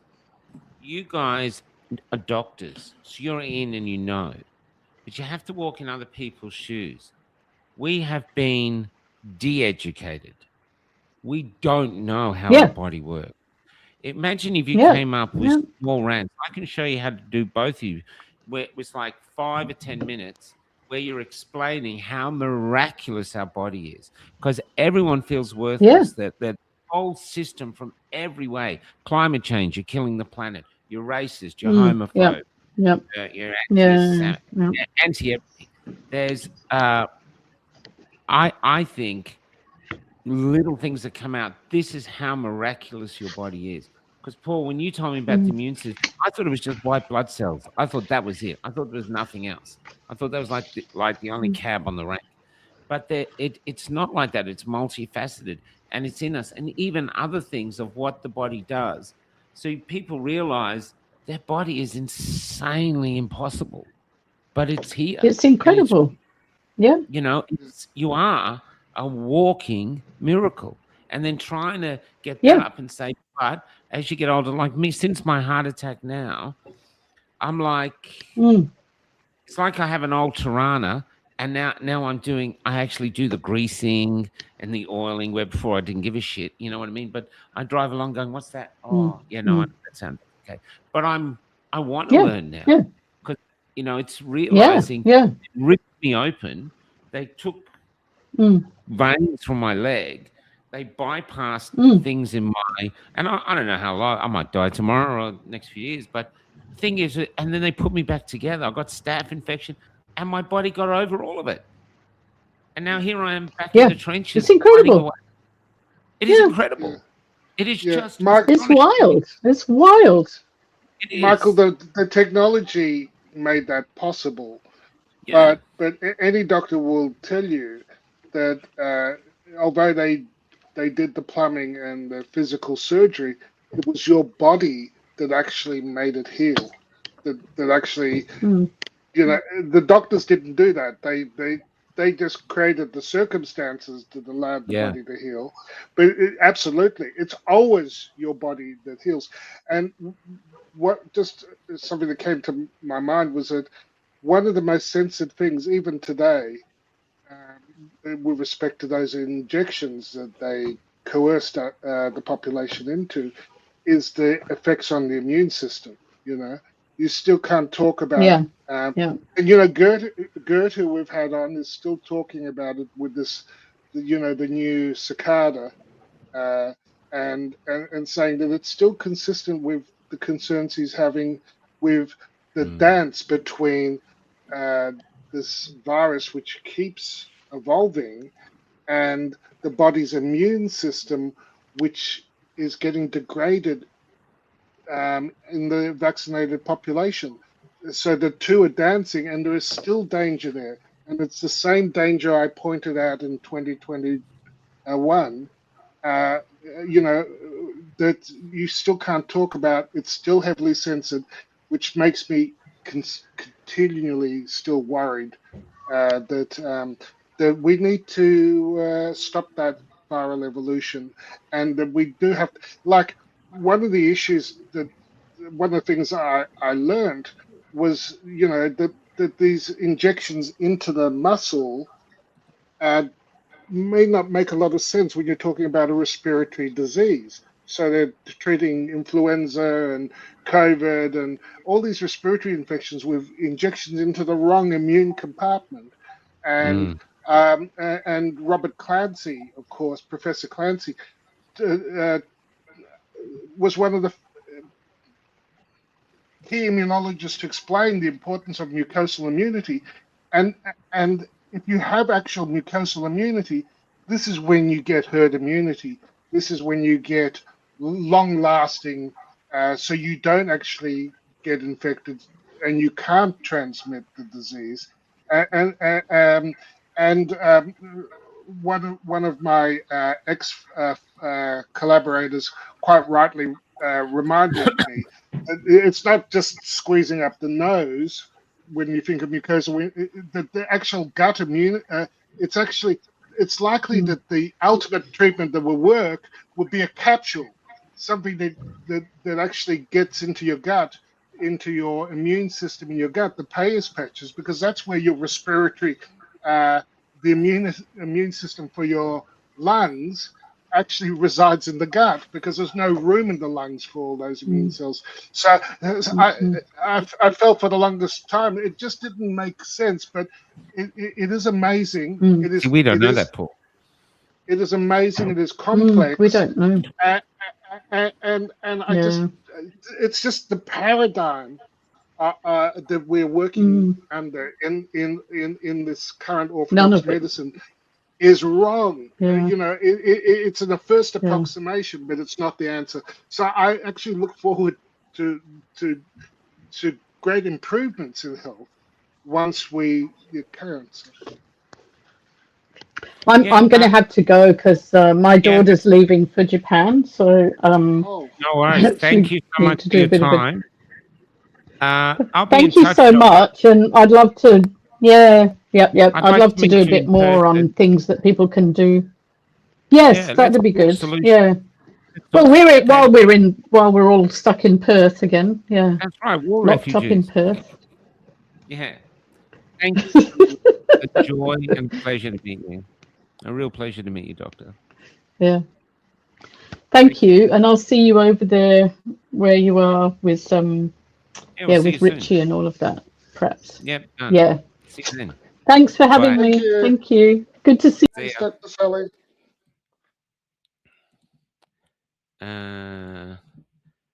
Wow. Yeah. Well, the poll's still there, guys. So far, nobody wants the current system. It's all for a new system. Do you know, Paul? I'm sorry, man. This, business is basically, there's a need in a market. It gets plugged by a new business. You get rid of all the ideology, all the regulation, and there is a huge gap in the market that could make a lot of money for whoever did it and still give the people what they want. And the people want doctors. They want nurses who will be an advocate, who will actually, because you talk to nurses and they go, the doctors are so overworked, they come in. The nurses who I've interviewed go, they want to be an advocate in case the doctor makes a mistake, just like, and they can't be that now, they say, they just got to stay silent. It is fundamentally broken, the health system. I'm not saying that the plumbing bad, the hospital, but we have issues and we have the capability to fix it. I mean, our forefathers and mothers built this land, as Alison Beveridge says, by digging bricks out of the rock. And we saw a house the other day on the side of the road in South Australia. Or was it here? I can't remember. But it was, you could see that they'd made the bricks out of the very tough land they were in. We can build. We're builders. We're fixers. We've just got to get this bondage off us, which is the regulation and a too big a government who doesn't care about us. They think they do, but they don't. Speaking about that, I watched a documentary about mud brick housing and how there have been buildings that have lasted 1,000 years with just minor top-ups, and it was built from the soil and from the dirt underneath their land, and you could and this it goes into how they with building codes and stuff made it so that it was prohibitively expensive, when the truth is humans have been doing that, building their dwellings, and these are dwellings that are cool in summer, warm in winter, can last 1,000 years with minimal top-ups each year to the and so it's not just medicine. We can do things so much better. But 100%. There's the other thing I want to talk, Paul, is I'm just going to put up a quick ad here, but why don't you just fill us in a bit more? For the people that started, you have been out of the loop for a week. Tell us why, because it's so beautiful. Tell us what you've been doing. Yeah, so it was my nephew did what's called a rites of passage. There's an organization that does this, and it's run by men, and they challenge the boys and put them through, and the fathers for them. What was one of the challenges? Just tell us some of the challenges. Well, you know, it wasn't just the challenges with in part just the physical activity of climbing mountains, and but there was also a lot of fun too, playing games and sitting and talking about what it was like for us when we were their age, and all the complexities of being a man, and you know, some of the discussions were things that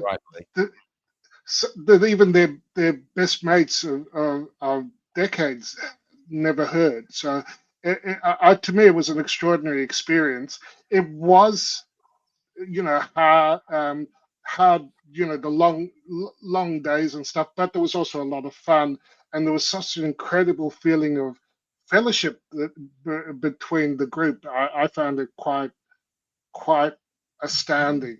You know, all sorts of different men, all sharing open-heartedly about their experiences. And I'm sure my son benefited, and the other boys who are now young men, because they've gone through this rite of passage. So I'll put it out there. Look up rites of passage. You know, it's extraordinary. I know this is delicate, but was the circumcision hard with the broken piece of glass? You know? I mean, I know you were the only doctor there. Is there a doctor here? Do you know that there were some stretched hamstrings? Some of the games, some of the games were quite.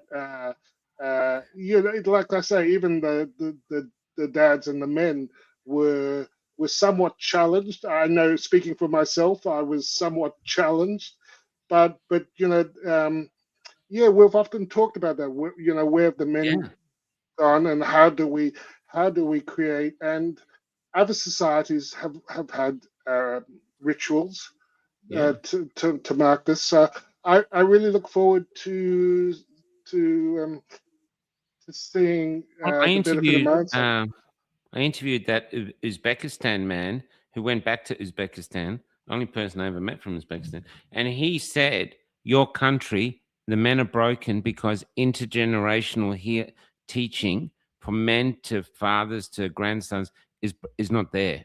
That's how men become men.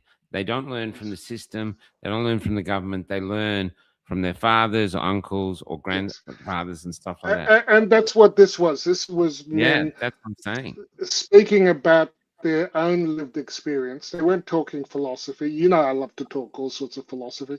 No, it was just, but it wasn't about that, and it wasn't a big therapy session. It was just men talking about their life experiences. Yeah, man. In an honest way. Yeah, to I love it.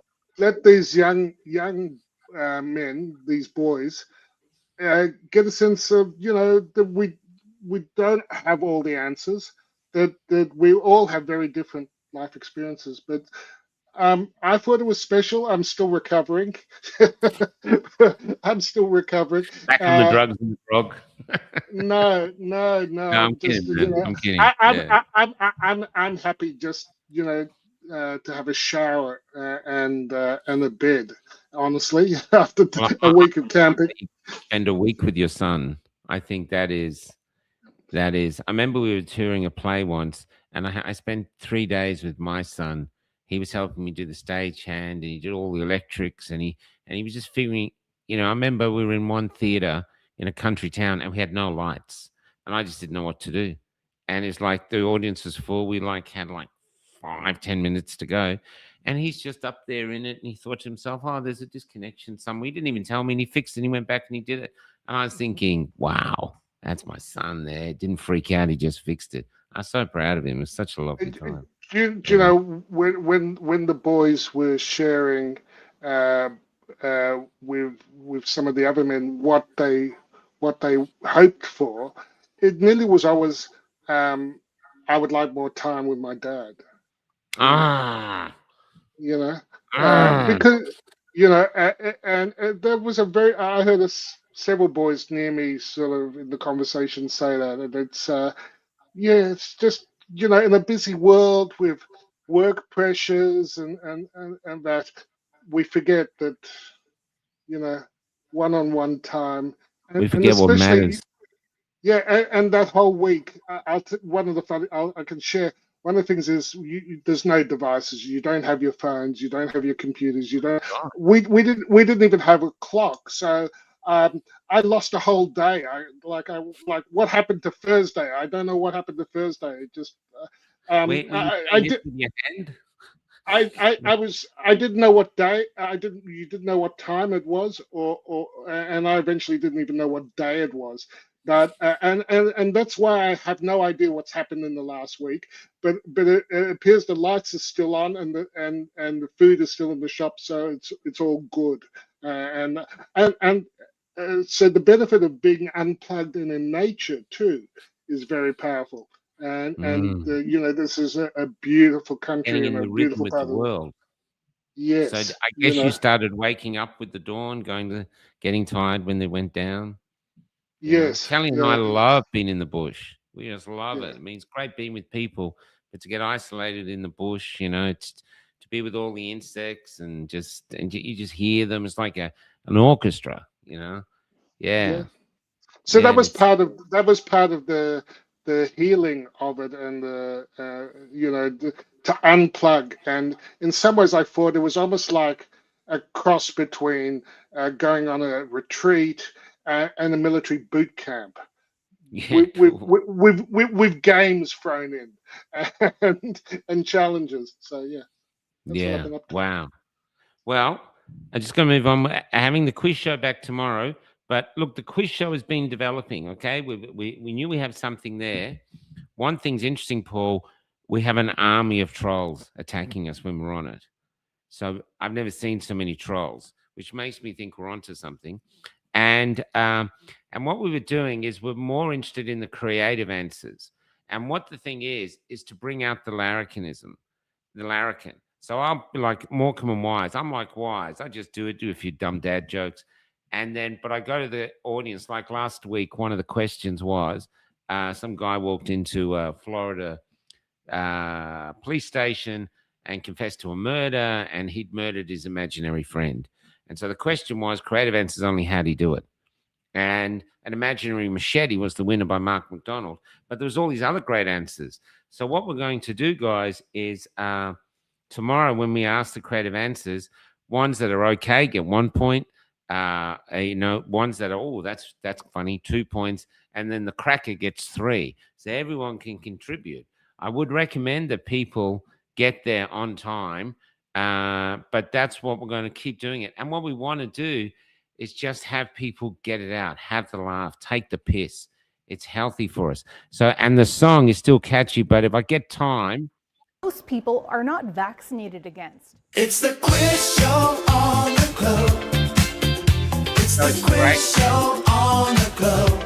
I'll see if I can change the video. It's the quiz show on the globe. We'll see how we go. So that's 8 o'clock Sydney time, 7:30 South Australia time. And if you're in WA, it'll be on sometime in November. Just get in there and get on. But I think it's 6 o'clock, to be honest. But it's to have fun, man. And when you're having larrikin people are just taking the piss, there's a defiance that comes out. And I think our country, like what's happening in Ireland, hopefully tonight we're going to talk to someone in Ireland, because the Irish have risen up. The truck drivers have risen up. They've shut Ireland down. And what's happened is the woman who was the architect of destroying the Canadian truckies, the Irish have now employed her. So obviously the WHO or whoever else wants to destroy us has sent there to actually, that's Ben. I love Ben. G'day, Ben. Cafe Locked is actually encouraging the naughty kids. What could possibly go wrong? Exactly, brother. Yeah, Ben's great. And see you tomorrow night. Yeah, that's it. 8 o'clock, guys, on the time. Piss fart around to get going. But then we're going on. But this is, I think we go on. We just plug away. I was going somewhere with that, but I can't remember. But I think the conversation, Paul, about solutions, how we can build a medical system, must be out there. There must be ways around it. And if it's just money is not really an option. And the health system we have is not the health system that's going to heal our broken country. Oh, and that's the other thing.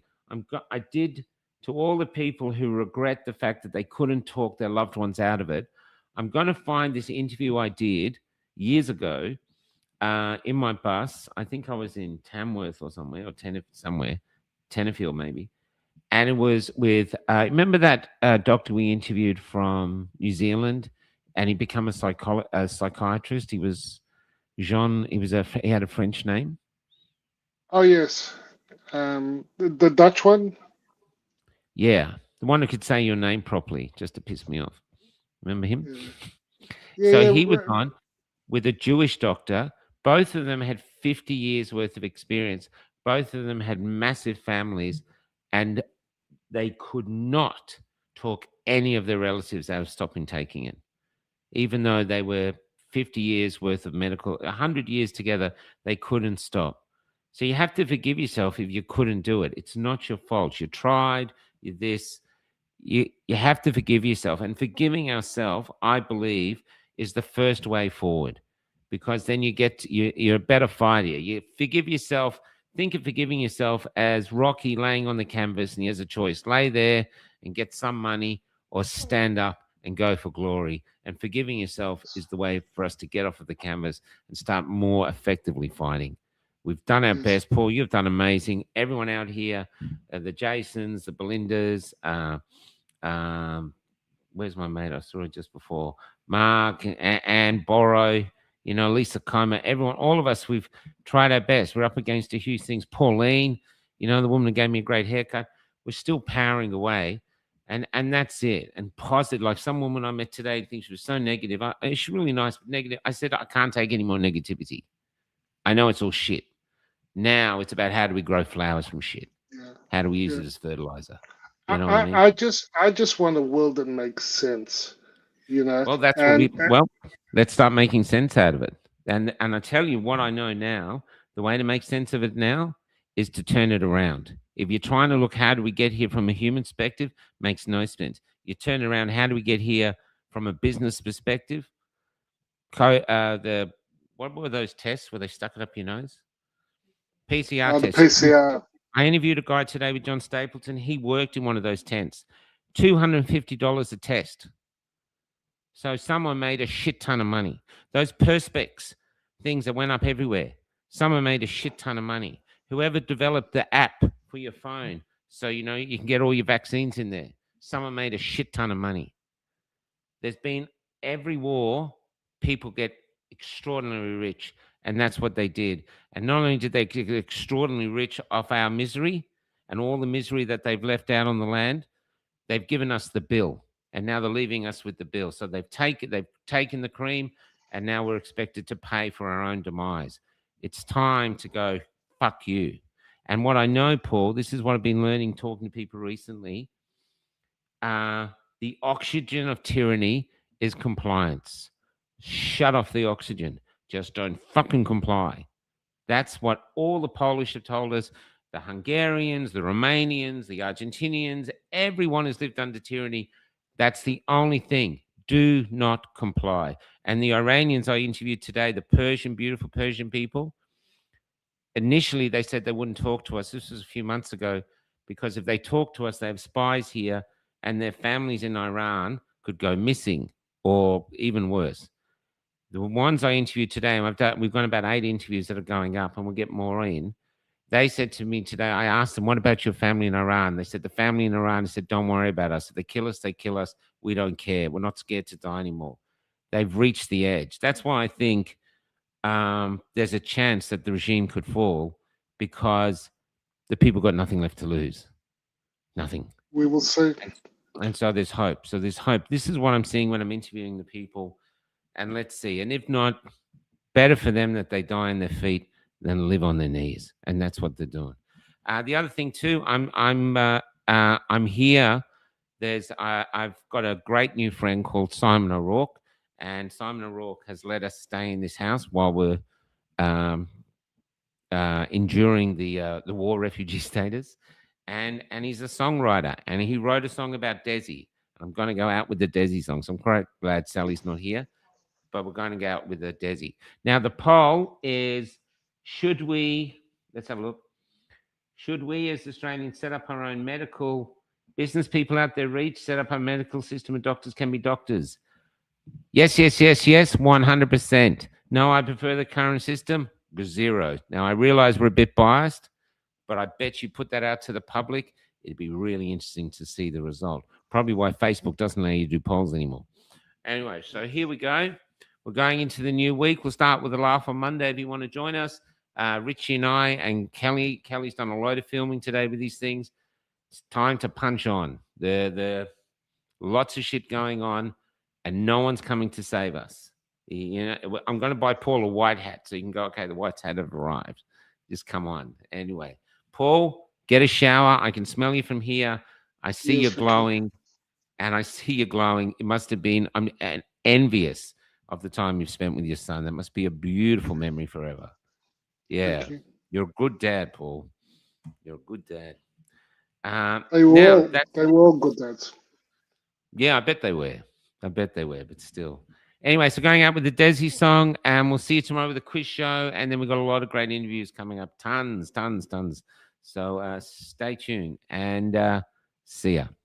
This is the Desi song from Simon O'Rourke. I filmed it, so I'm the producer. Here we go. Gillian, we're reading in papers as well that he was hiding in a container on a property. That's where he apparently was shot at 8:30 this morning by a heavily armed police. They laid Desi down, boys. They laid old Desi down.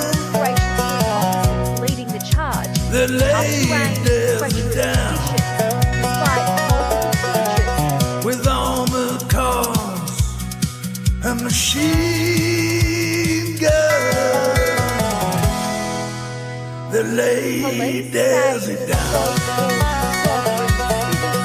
I remember when it all went down, and I remember when down came the troopers, 8, 9, 10.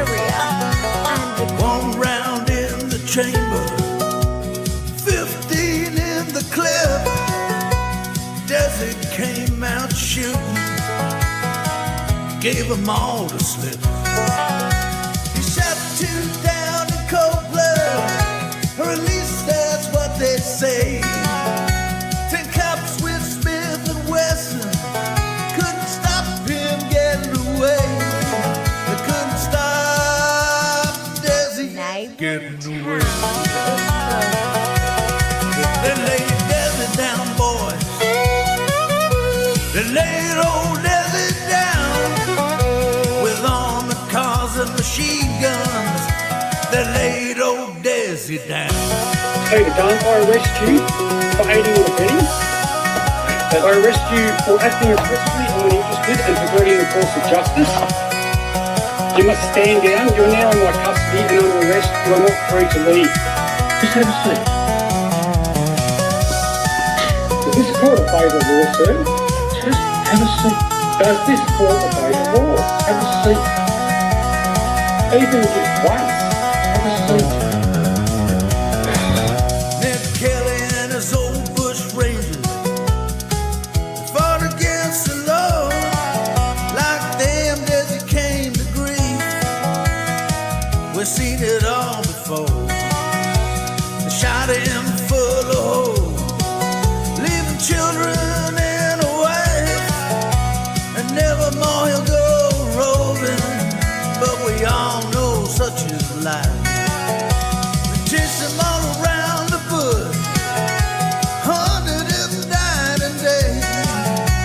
But all the cops in Gippsland couldn't stop him getting away. They couldn't stop Desi getting away.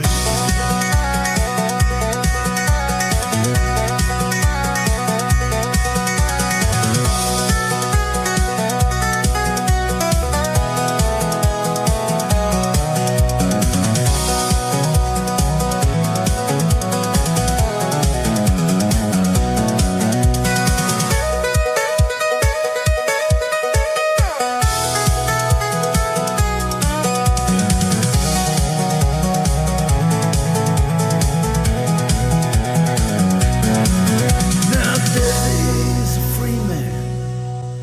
He roves some golden land. Yeah, Desi, he got away again.